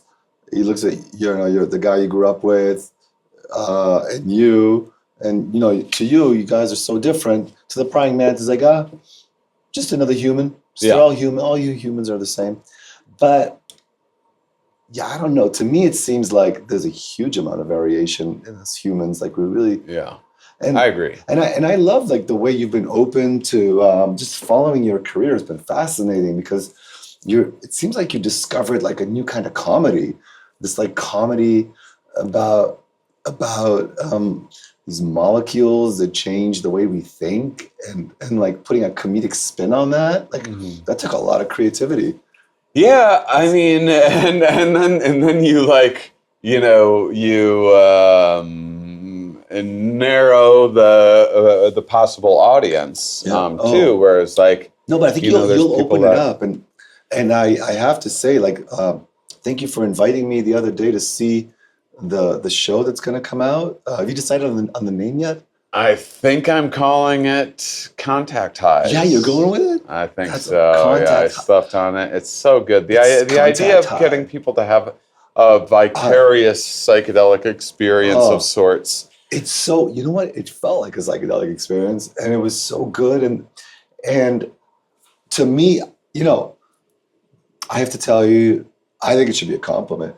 The number one thing that resonates with the biggest thing for me is just the jokes are good. It's just good jokes. Like you carried it the whole way through, and it's like it's just good content. And the whole psychedelic side it adds perfectly. It's the perfect companion to it, and it makes it so original. But like what I remember the most about it is just like 2 hours of me laughing nonstop. I mean, and that was some. I'm sitting here not. Like, it was fun. But I was actually like, there was decisions made, which might seem odd enough to an audience of like a comedy special, where I had to go like, how funny do I want this to be? Because so funny. Because I leaned in toward funny more. Yeah. It's mostly comedy. Out of fear because with my style of comedy, it's like, well, how interesting can and those aren't independent from one another, but sometimes it takes so much time to set up such a complicated idea. Right. That then we are missing a little bit of the more pop and punchlines, which this relates to then science too, which is like if you are going for a more complicated idea, like I can learn to change my oil on a car. Yes. If I want to learn to build my own car, well, forget it. Like it's stop everything, dedicate the next 10 years of my life to that. So it's like who has the time for any one thing? And so what I think is the best thing to convey, which I think you're doing with Night Science, is that there are some like fairly simple scientific principles that become cognitive toolkits that we can draw on in every day of our life. Like the 2 years that I wasn't doing science or focused on science or doing a science podcast or interviewing scientists, I was endlessly. I had a team of people that, in talking about my marketing, I would be telling them about various psychological principles that we'd be trying to employ in writing a description and figuring out this, in determining what an algorithm is figuring out when we're paying for an ad or whatever, in thinking about the perception of the way my show has a visual component that you saw, and very it's like a two-person, very successively done visual component. And so it was me and my video jockey basically visual alchemist of sorts. We would have these kind of. He got a degree in psychology as well, and we spent a lot of time thinking like, well, what does this visual like actually convey? Like, what is this joke trying to convey? And like, what is, and so it was like I was using scientific thinking. Oh yeah. In the least scientific aspects of my and you know life. It's really nice the way you improvise together with the disc jockey, the video jockey. Yeah. Because it's, you know, as you're doing your stand-up, like he's also putting something on, and you're reflecting on it. He's reflecting back, and that's new for me. I've never seen a stand-up comedian also improvise with another. We're used to a stand-up comedian improvising, but not with another person. There's one person out there doing it with audio, and I didn't discover them until after I was, and they're amazing. Stamptown, I think they're in New York. Character Jack something, absolutely hilarious. But they do like audio improvising with like a lot of like sound effects and stuff like that. I had a little bit of that sprinkled in. Spoiler alert, but yeah, it was. I gotta tell you, you know, going back to what we were saying before about clearly explaining something. You know, I think that's it's such a good service what you're doing. For example, at the beginning of the second episode, you talk about the origin of life, right? And you present it, and of course, you know, you add your comedic sides to it.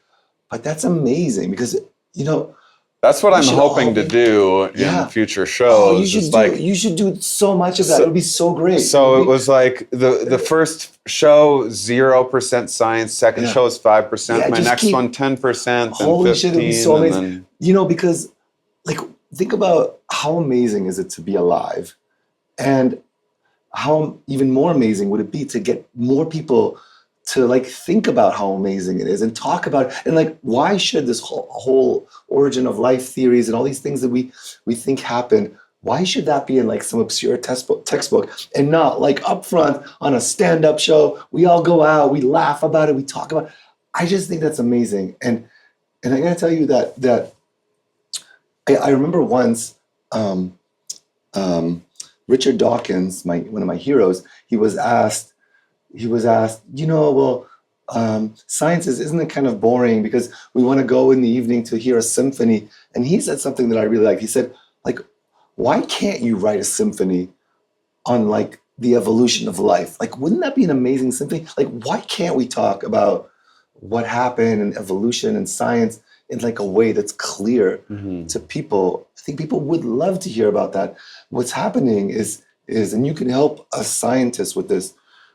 You know, here I'm like, I want to like represent scientists, and I want to say, Shane, we need some help. It's so good that you're coming in because, and you've been in for a while, but it's so good that you came back. You know, we missed you, buddy.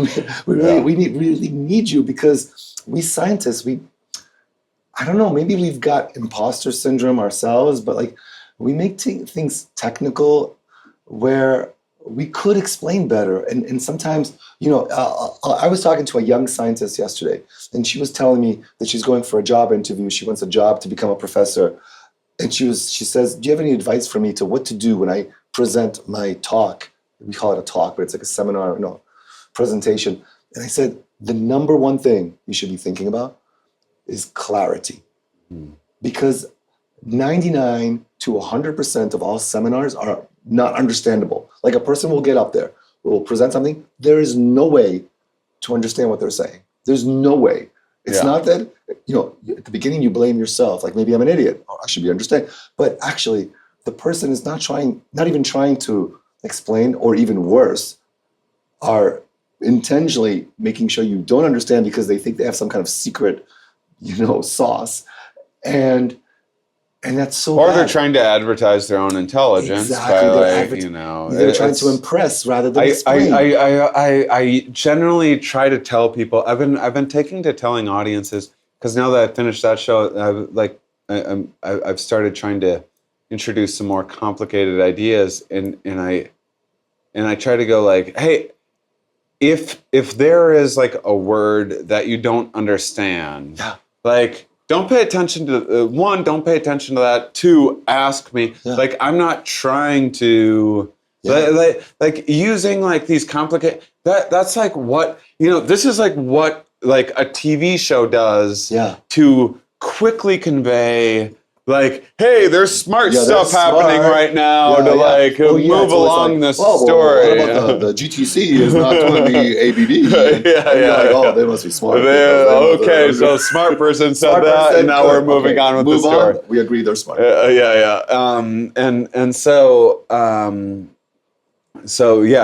Clarity is key. And so if you could teach these concepts and make it entertaining and get people in, I mean, it would be an amazing service. To humanity, to everybody. Like, just science is such a cool thing. And what, it's, if you're coming in and you're like, oh, Itai, you're a professor, I'm feeling intimidated, like, then who is that serving? Like, is that helping anybody? I do think that there is an issue with, take evolution, for example, where people are like, not just is it time and effort, it's like you're giving up something, you're letting go of an old belief system, you have an identity that you're scared to like. There's a whole religious side. It is so. It's amazing the way that we. I hope that things like the Feast of the Ass can be a celebration of foolishness. Right. And, like jackassery. Oh, jackass. Because there's I'll say it in a I'll use a non-science example. I like board game. I haven't played many board games now, but this even happened like when I first started. Now looking back, I remember like some comic friends like inviting me to like, hey, do you want to come and hang out and play this board game with us? And I was like, sounds like nerdy. And this was like, I'm in my like drinking, partying phase or whatever. And why so close-minded, Shane? I just had like whatever mental barriers of like and then like I got into it, and then I realized like, there's like if I want to teach new people board games on the road, I need to there's things that I need to do. So like I find that there's a game like Code Names that's simple enough that like everyone from it's a very challenging game. Well, it's challenging to be good at it, right. But it's not challenging to learn to play. Learning is relatively easy. Like couple minutes, you know the game. A couple minutes, you know the game. I'm talking like an 8-year-old and 80-year-old. No, both are going to be and an 8-year-old and an 80-year-old are going to have a great time. I've played it. I've played it like at family gatherings with little ones and elderly around. So fun, yeah. And whereas like if you have some sort of like elaborate like Dungeons and Dragons type thing, people are gonna be like, no thanks, that's right. And then I found like this game.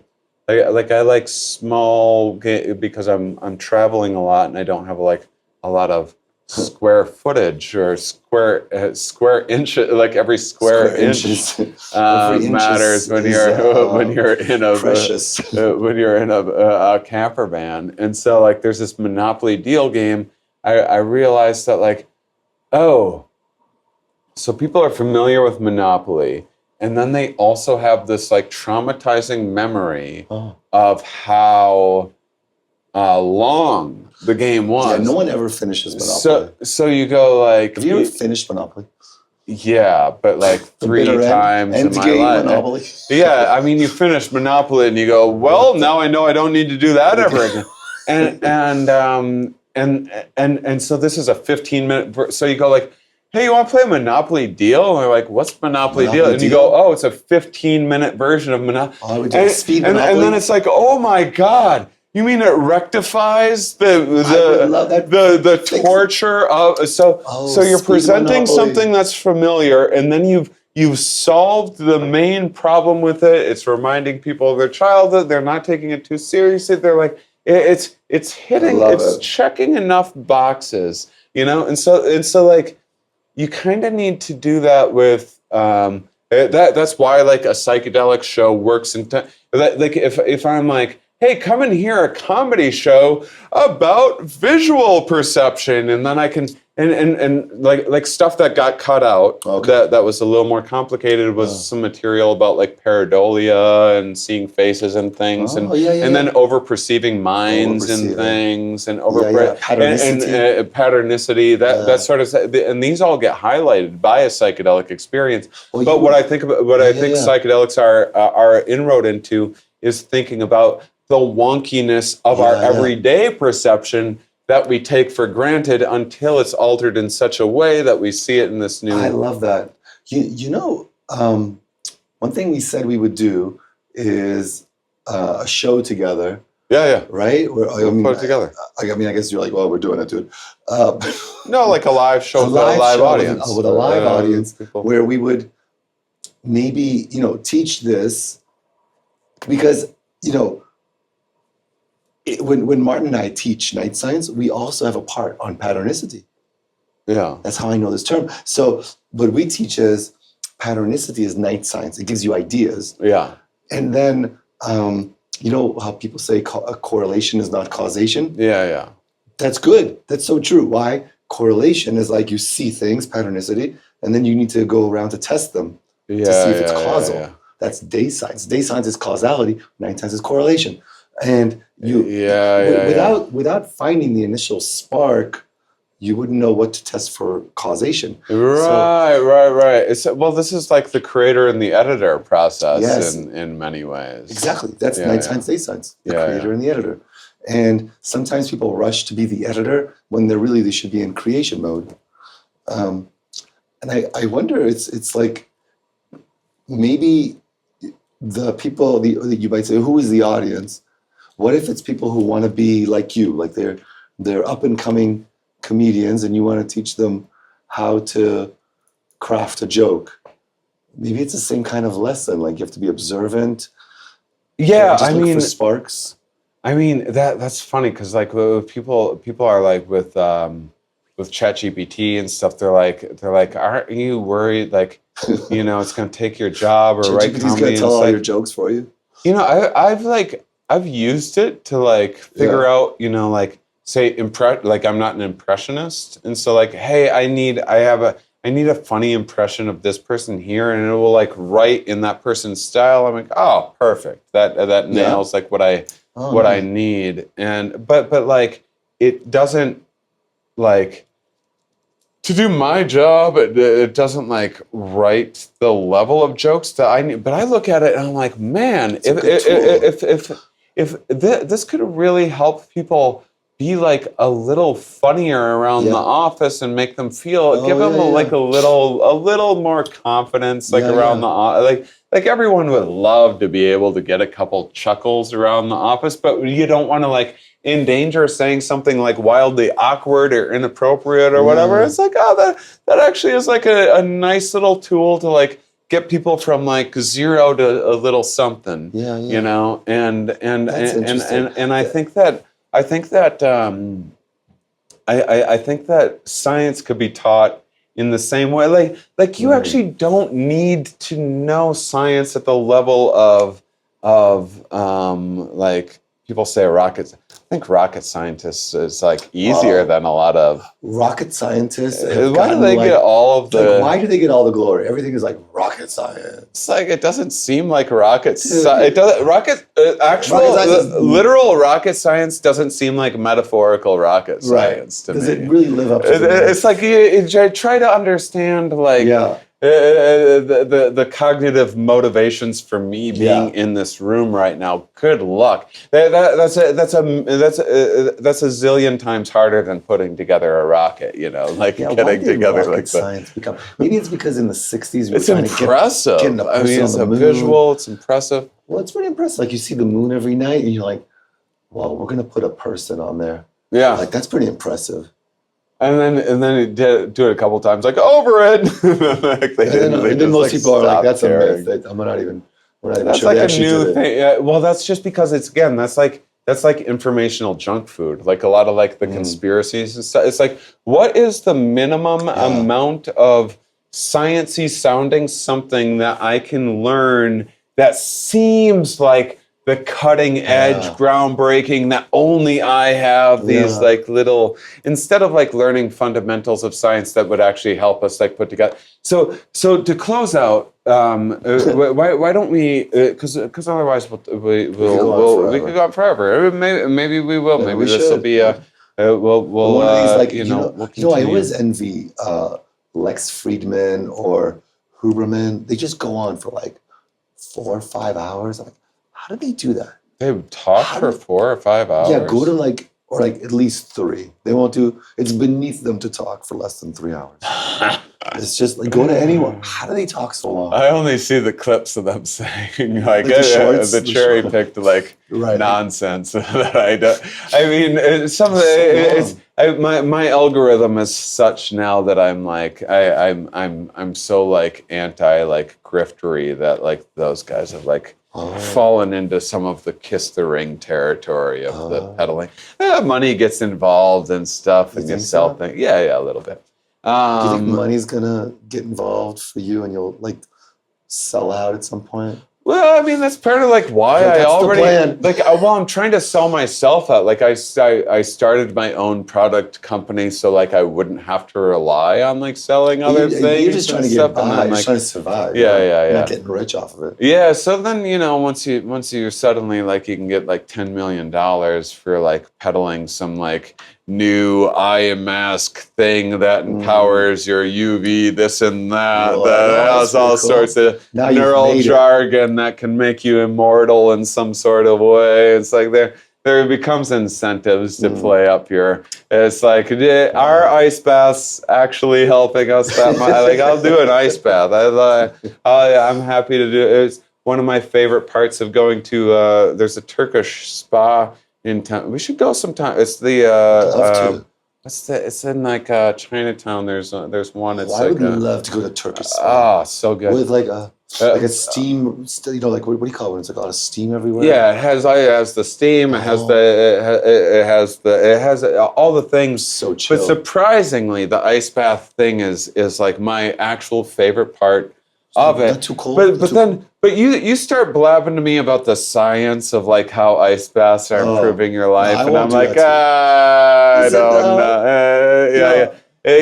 I do believe that life is about finding a placebo that works for you, and there's hardly any better placebo effect than something like an ice bath, where you make yourself do something like incredibly like traumatic and stupid, but is also benign at the same time. And you want enough things that make your brain go like, well, I wouldn't have done that if it weren't doing something good for like if you. I'm going off on tangents now, but like there's people that like will spin up like in the grifter in the wellness side of things on the extreme, and this is more like in flat Earth territory. It's not. It hasn't proliferated that much, but there's advocates of like drinking your own urine that are out there. And I feel like if you drink your own, I have this joke that I've been putting together about this, like if you drink your own urine, it will work. And do you know why?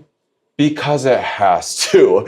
Because otherwise, why would you're just a person that just drank their own urine got to work. for no reason whatsoever. No reason. Well, so if you like believe it that much, and that's like what gives you the get up and go that gets you out the door on the day, it's probably gonna, you might find yourself. That's interesting. So if someone is like so into the like they're so convinced that something is working, that's like the best reason to think that it's not working, because the only thing it has going for it is the placebo effect. Yeah. And so I think that like, the more those books in the science section start to have the Venn diagram overlap of the self-help section, the more I'm like, I'm going to be a little more skeptical of these areas. So I don't mean to pick on those guys. They can take it. They have thick skin, and they're doing quite well. But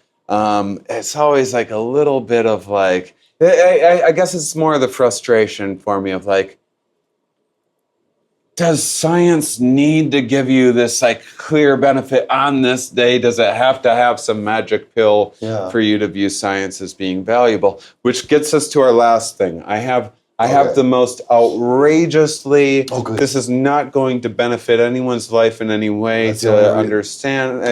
If this happens to be true, it's outrageous, it's stupid. I was doing, doing some like very serious like donkey research and ungulates and stuff for the Feast of the Ass, and like really diving in. Feast of the Ass. And so like when I think, like I have a bonobo episode coming up for Valentine's Day, is International Bonobo Day, which is it's so cute. And so like I'm learning a little bit about bonobos right now in preparation. But what I like doing first, and I recommend people do this like with my like a TV show, I don't like to read the description of the episode. Like I don't want spoilers. It's just spoilers, right? But I'd actually recommend doing it with my show to like, okay, this episode's about bonobos. Before listening, like sit and think for a while about bonobos. Think about like primates. Think about like what you know. Yeah, they're very, what do you know about them? They have they're small. They're like our closest common ancestor, closest living sibling species. It's tied with the chimpanzees, right? Yeah, 50-50. So I'll sit there and kind of like go through that. Like what do I really know, or what do I think I know? Do I know more than one sentence about them? Right. And then once I start learning, because then I find out in a hurry, I think like the really interesting stuff is like, if I get surprised by something, I thought it was that, my intuition told me this. Yeah. But I found that's where I think like a lot of the real fun stuff is. And so then I make sure and like, ask about that in an episode, or that's where that's the exploration. I love questioning intuitions. And so I was doing this with donkeys, and I was just like writing down like, what do we think about? Because to me, the interesting thing is that donkeys are like the workhorse, actually. They're literally the workhorse. But the horses get called the workhorse. They even get the name. Well, they're not the literal workhorse. They're the work donkeys. But horses are more like for show. They're like the donkeys are like the convertible. The they're pulling the weight. And so I was like, well, what other intuitions do we have? And then just about equines generally. And then I got thinking about dicks and how people think about like horse and donkey dicks being like really big and everything. And I was that's what we know about them. And I was thinking like, the old expression like someone's like hung like a horse or whatever and all of that. And I was thinking, which is like one of my favorite subjects, which is how dumb dudes are. Like as a guy who's also dumb, like I have access to a dumb guy's brain, which is like my own. And so it's like, intrinsically dumb, which is like endlessly fascinating we fight to me. It, but at the core, it's dumb. So we'll do stupid. all kinds of things but if we don't, it will be exposed as it takes the dumb that it is. So much effort to just to not be so incredibly stupid. So dumb. And I was thinking about this of like, females don't go, like I was looking at bonobos and it's like, if you look at like a female bonobo's like undercarriage and say it is like, you put a dress on, lady. It's like, it's really not, it's not anything that you want to like have a real gander at. But that's just the thing. You don't ever see it. Like no female is ever like, boy, I wish I had a chest like those baboons or whatever. You don't. But it's odd that like men's like mirror neurons or what. Listen, I'm not.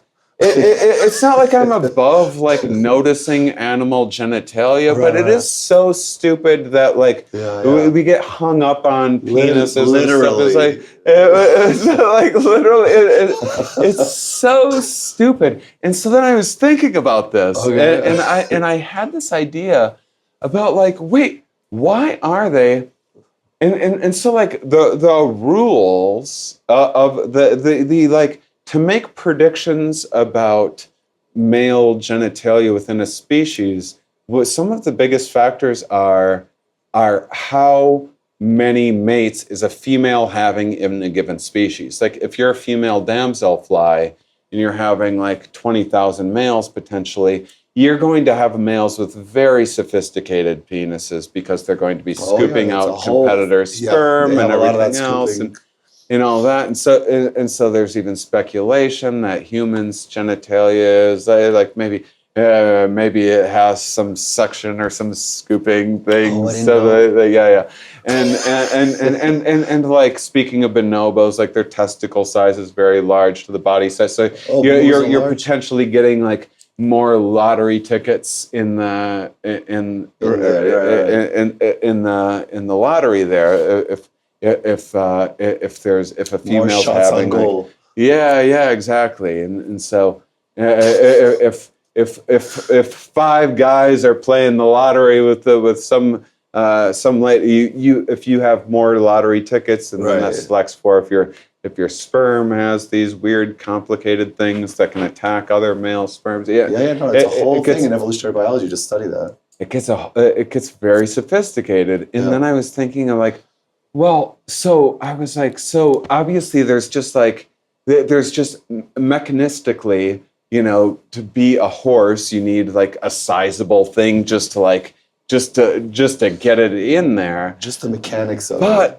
But I thought and I was like, but we're like female, I wonder if like female horses or donkeys were like more promiscuous. And then I thought, we've been selecting for all of these different traits. You select for cows that make more milk and everything. And I was thinking about how stupid guys inherently are and our obsession with penises. And I bet guys have, through the history of domestication, through 10,000 years, guys have been noticing horse cocks and stuff and being like, that's hilarious, or like whatever, just like noticing. And if you're like a farmer, sure you want like a horse that can pull a cart or a plow or everything, but might you also be like, the guy with the big one, I'm gonna like mate him with the female. We selected for maybe we selected for their. Because maybe that reflects poorly on us. If we have the one. It's the hypothesis is evolutionarily, guys have been so stupid that we've been domesticating for larger horse phenotype of our own. Exactly. Wow. Yeah. So now, how do we go about testing this? I have some ideas. Okay. Maybe you want to take a. Maybe some societies don't have that so much, and so the horses won't have big ones. Well, there's wild asses. There's why they haven't changed that name. We still say that. Okay. We still say there's wild asses. It's like there's wild donkeys. Why are you doing this to yourself? Like you're bringing this on yourself. I watched some like donkey documentaries and stuff on donkey sanctuaries, and they're like, you try to raise money for donkeys. People just want to make ass jokes and stuff. It's like I sympathize with that, but like. If you're calling things a wild ass, like you're bringing this on yourself. You're doing it to yourself. Call it a wild donkey, and we can like move on with our lives. Now I'm having fun. So have people measured it? They're bigger? Well, so this is my this is the hypothesis and so I'm hoping you can explain to the audience like how you go about putting together. So my idea is first off, zebras were. Or zebras, depending on where, have never been domesticated, Or I mean, there's been some rare domestication. It's highly you never unusual. see them on a They're farm. skittish and they're smaller. There's not as much. And then horses have only been domesticated. Like the wild horses.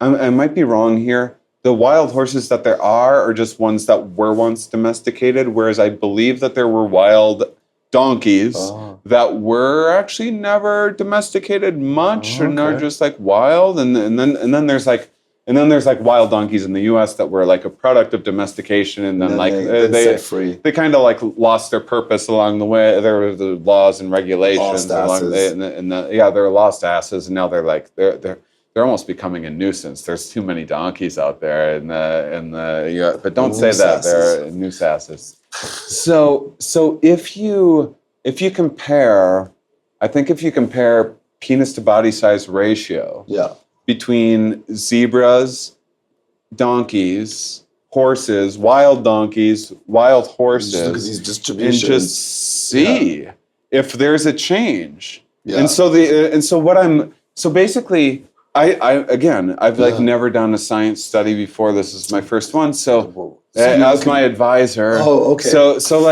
first of all, I need to look to falsify this, right? Like I need to if I'm wrong. Yeah. Well, right. What would it look like? I mean, it seems like you just need to collect the data. Collect the data. It probably exists. You'd be like, "Excuse me, wild ass. I'm sorry to bother you. Yeah. I just need to. You need some large sample sizes too. Yeah, you're gonna have to devote some time and effort to this, Shane. It's not. The data might already exist. So let's say people have already been. It might be the case that people have already been measuring donkey dicks for quite some time. For quite some time. Different reasons, but and we're gonna do like a meta-analysis. Yeah, a meta-analysis. That's how a meta-analysis is, right? We're like looking back through old data to evaluate new hypotheses. Oh, no, that's a reanalysis. A meta-analysis is if like a bunch of people have done different analyses, and you're just going to put all their data together. Oh, we're combining like a super. Why isn't it called a super? It's like a. You could call it that. A super analysis. It's like a what's the Power Ranger thing where it combines into a thing and then you become like a transformer? Yeah, like I don't know, like the big transformer thing that I don't know. Okay, so this is a reanalysis that I'm. If you're relying on just one paper, one study's data sets, you're reanalyzing that data. Oh no, I'm looking at all the donkey measuring. If anyone's measured a donkey penis, you're interested in that number. So what I'm looking for is my guess is it goes here. Here's how it goes. Yeah. If I'm right. Yeah. Here's how it definitely, and this doesn't mean that I'm right.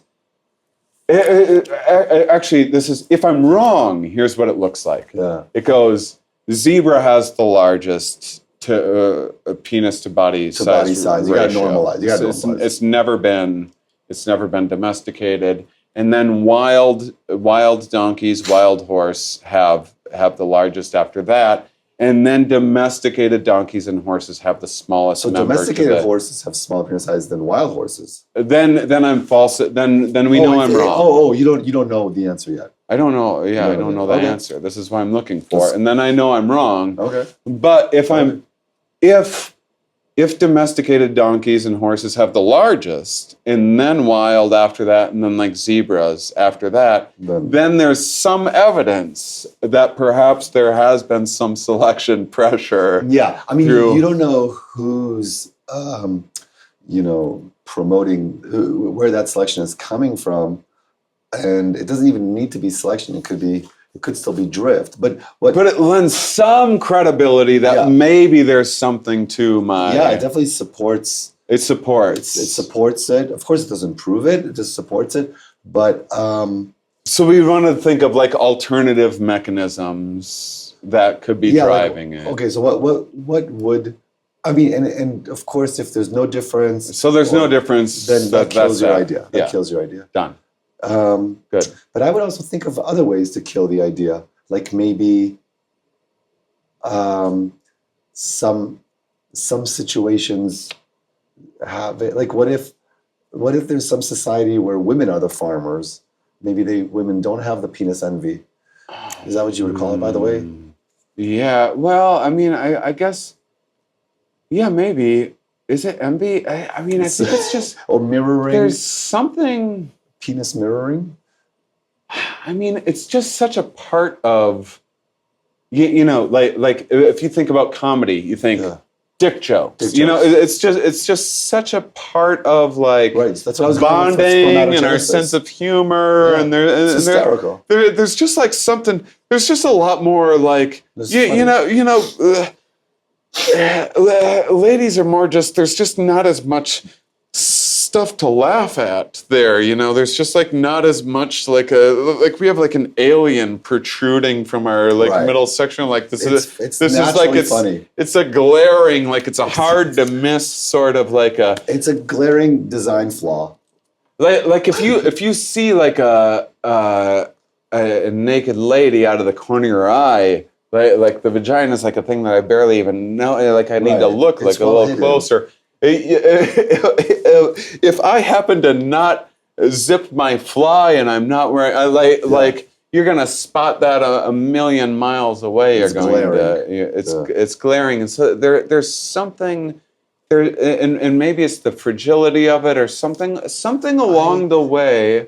Made guys so obsessed with cocks that they then deep, like something psychologically deep. that they then like projected that into some sort of inference that like happened. I'm not saying they went out and were like, we're going to breed for this. Well, I think that they just would notice a little bit more. I mean, they might like that horse like a little. They might get a kick out of that horse a little bit more, and then you might go. And what had the idea is that you go like with donkeys. You're a farmer. You go like, I saw a documentary, and they're like, that guy will be the stallion. All the other guys. Castrated, and they'll just be like workers, and like, oh my God, like to be selected to be that one donkey that just gets to bang all the ladies, and then all the other ones get. I mean, there's archaeological over and over archaeological records of spines just being broken on donkeys, like working a donkey to death, like breaking a donkey's spine. That's like how overworked these things were in our evolutionary history. And then you get to be the guy that just does nothing but impregnates the harem. And like, what are you selecting philosophically, what's interesting? Because if you weren't selecting for, why wouldn't you select for the best lugger of the? You would go like, oh, that guy, that guy's lugging my stuff the most. It's probably like, some of that too. Probably some of that. Yeah, there has to be. Some stuff. But I think that, dick jokes, they need to be a tool in the comedian's toolkit, right? So you're a comedian, so, you would be blind if you were not also using them. Like you're aware of, hey, what makes humans laugh? Dick jokes is like one thing. But I like that you're thinking about it scientifically.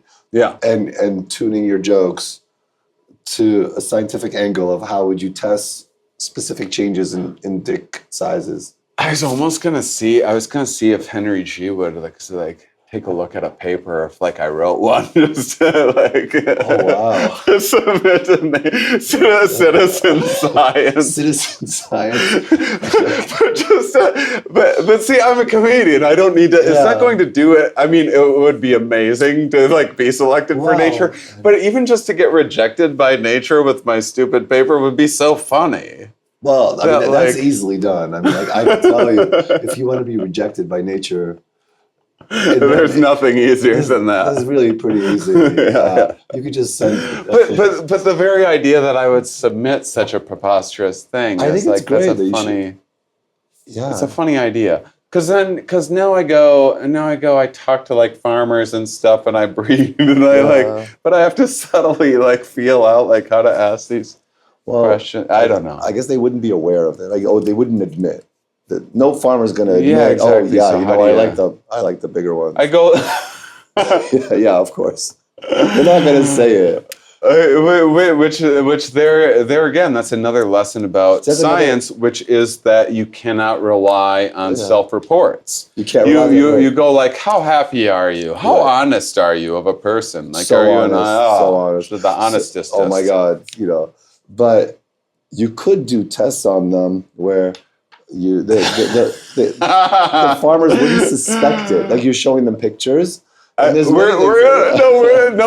go like, here's 10 horses. 10 horses. We want you to pick the best one to like breed for future and see if color differences. There's all kinds of variation. Spend some time with these horses. Right. We want you to pick the best breeder and see if they have subconsciously picked the one with the biggest. Right. I think that's actually not that's another way to test it. And donkeys, I mean, we are drowning in donkeys right now. You can a lot of donkeys. Oh, there's not enough donkey sanctuaries. Every one of them's hurting for money right now. Please help these donkey sanctuary. Adopt a donkey today. Local donkey sanctuary. You can get a donkey for like $150. Do you know that? You go, you adopt one. They like check something. They're like, hey, are you an honest person? And you go, yeah, I'm an honest person. They're like, okay, here's a donkey. Like $150, yeah, you can just have a donkey. Well, I think that should be part of your Feast of the Ass campaign. Oh yeah, I mean, I legit want now. I kind of want to have a donkey. You want to have a donkey? Yeah, kind of. I think for Feast Day 2026, you should have a donkey. I was thinking maybe we take a pilgrimage to like one of these sanctuaries or something like that, because also it's like in January, and donkeys also like hot arid climate, so most of the donkey places are there. So it's like ways we could collect outside. I already have a lot of things. How many, we're in Manhattan right now. How many donkeys do you think are on Manhattan Island? 3. I have no idea, but I bet there's a few. You think so? You don't think there's like 3 donkeys? I'm sure like some dude in the Upper East has one and like no one knows about it. I watched this documentary, Cat Dancers, about these magicians that lived in New York, and they like got lions that they put in their show, and they were living in their studio apartment with like multiple lions. Yeah, for a while. I mean, how many people are in Manhattan? And it like skews a hair crazy. Like there's like a city like this rewards. Being eccentric and stuff too. So like I think that there's a few people that own donkeys around here. I would love to know. Do you I have to go. I mean I could talk we'll get right to work on this study, but I think that's I think that's a great hypothesis that you came up with. It's not bad. I'm glad to get this validation. This is a good hypothesis. As good as they come. I've been nervous about sharing it, but for like this is like kind of obvious reasons. I was kind of like I feel like good as there's judgment. No, honestly, my only concern. What is this? It's a delicious chocolate. My only concern, and you're gonna hate this, is that it's not original. You think? I think someone beat you to. God damn. You've been scooped. That's These are amazing. You think I've been scooped? No way. I mean, maybe it's possible. Did you Google this? No. You gotta Google it. I know, but I wanted to wait and run it by someone first. Sometimes like I won't allow myself like certain things because of the situation with the phones and everything so Googleable where like I do you do that where like I'll make myself have to like go through some labor of like thinking it through because if it's too easy then I won't. We know a lot about what happens under domestication. So I'm not in that field, but I'm sure people have thought about it, maybe not specifically for donkeys, but it's a lot, however perverse you think you are, we scientists are even more perverse. Well, because there's also like, there's ways of, a certain gene that say makes a turkey, gizzard or whatever, or that snood, that little red snood thing, is right next to a chunk on the DNA that has some gene that's good for like the immune system. Oh. So in time, like some female that happens to have some kink for a little red bump happens to get some healthier offspring, happens to have daughters that have this fondness for this little red bump, happens to have sons that have this little red bump that also like are a little bit healthier. And then to sign it, it's kind of like the way we talk about peacocks and the handicap. You know about the peacocks? Yeah. Right? Yeah. Classic. Right? But I'm saying, don't you think like the snoot and the turkey thing's a little more like nuanced and like how you get there? You identify this trait that makes like inferences that's a completely like different. But like a peacock tail is like, that's a little more straightforward. It's like symmetry. It's just like, okay, this is hard, so it's impressive because it's hard to do. Whereas like the snoot's like an odd, you pick up an odd, peculiar thing. And so there could have been domestication things like that. Like you pick up on like a certain thing on like a chicken coloring or something that you just have a particular fondness for. And then that. Yeah. But you would think that domesticated utility, domesticated breeding favors strict human-centric utility. We're going to make this chicken plumper. We're going to make this pig plumper. We're going to make a donkey better at carrying weight, a horse better at jumping. To about domestication. But there might have been. Oh, no, I will. There's a whole, this is going to be a whole, this is going to be a fascinating podcast. I'm really looking forward to it. Well, where can people check out Night Science? Well, I'm glad you asked me that. It's at night-science.org. Cool. We're pretty easy to find. If you just go to Apple Podcasts, Spotify, search for Night Science, you'll see us. No, and you've been doing some live shows too with an audience? So many workshops at Harvard and Princeton and everywhere. In Europe and Oxford and Embl. It's amazing. I know, it's been a lot of fun. And I want to get in that workshop action. Well, you and I are doing a workshop. It's going to be. Oh, yeah. I love that. Didn't you say the next time you're in town? Yeah. We're going to do it at the Psychedelic Assembly? Yeah. Do workshop. Let's do it. Well, thank you, my friend. Yay. It's been a lot of fun. And awesome. I thank you, listeners, watchers. You know what happens on our podcast? I have to just say one last thing. Yeah. We say goodbye to people, and then we press the record button to stop the recording. And then the most interesting thing. Yeah. And it drives me bananas. I was like, why didn't you say this when we were recording? We just recorded for so long. So I'm not going to do that to you. I'm going to just stop talking. Yeah, I hope you're so boring after this. This is it. You got everything interesting out of Itai. Later. Thank you so much for listening / watching wherever you're enjoying this show.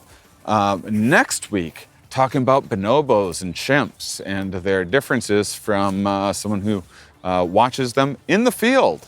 Rashna Reddy, who I caught up with in Salt Lake City, where she's at the university there when not in the field in Uganda and other places, studying chimps and bonobos, and we have a fantastic conversation about her, it's my dream job, primatology, and what life is like as a primatologist. Learned so much about, I did it as like a Valentine's Day episode because Valentine's Day is International Bonobo Day. But, that was just an excuse. Sorry, there's not going to be any hot dating tips from the world of apes. And we don't even bother to get into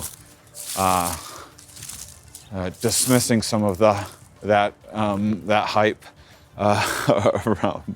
around bonobos as the free love hippies of the animal kingdom. But we instead have one of my favorite conversations that I've had in a very, very long time.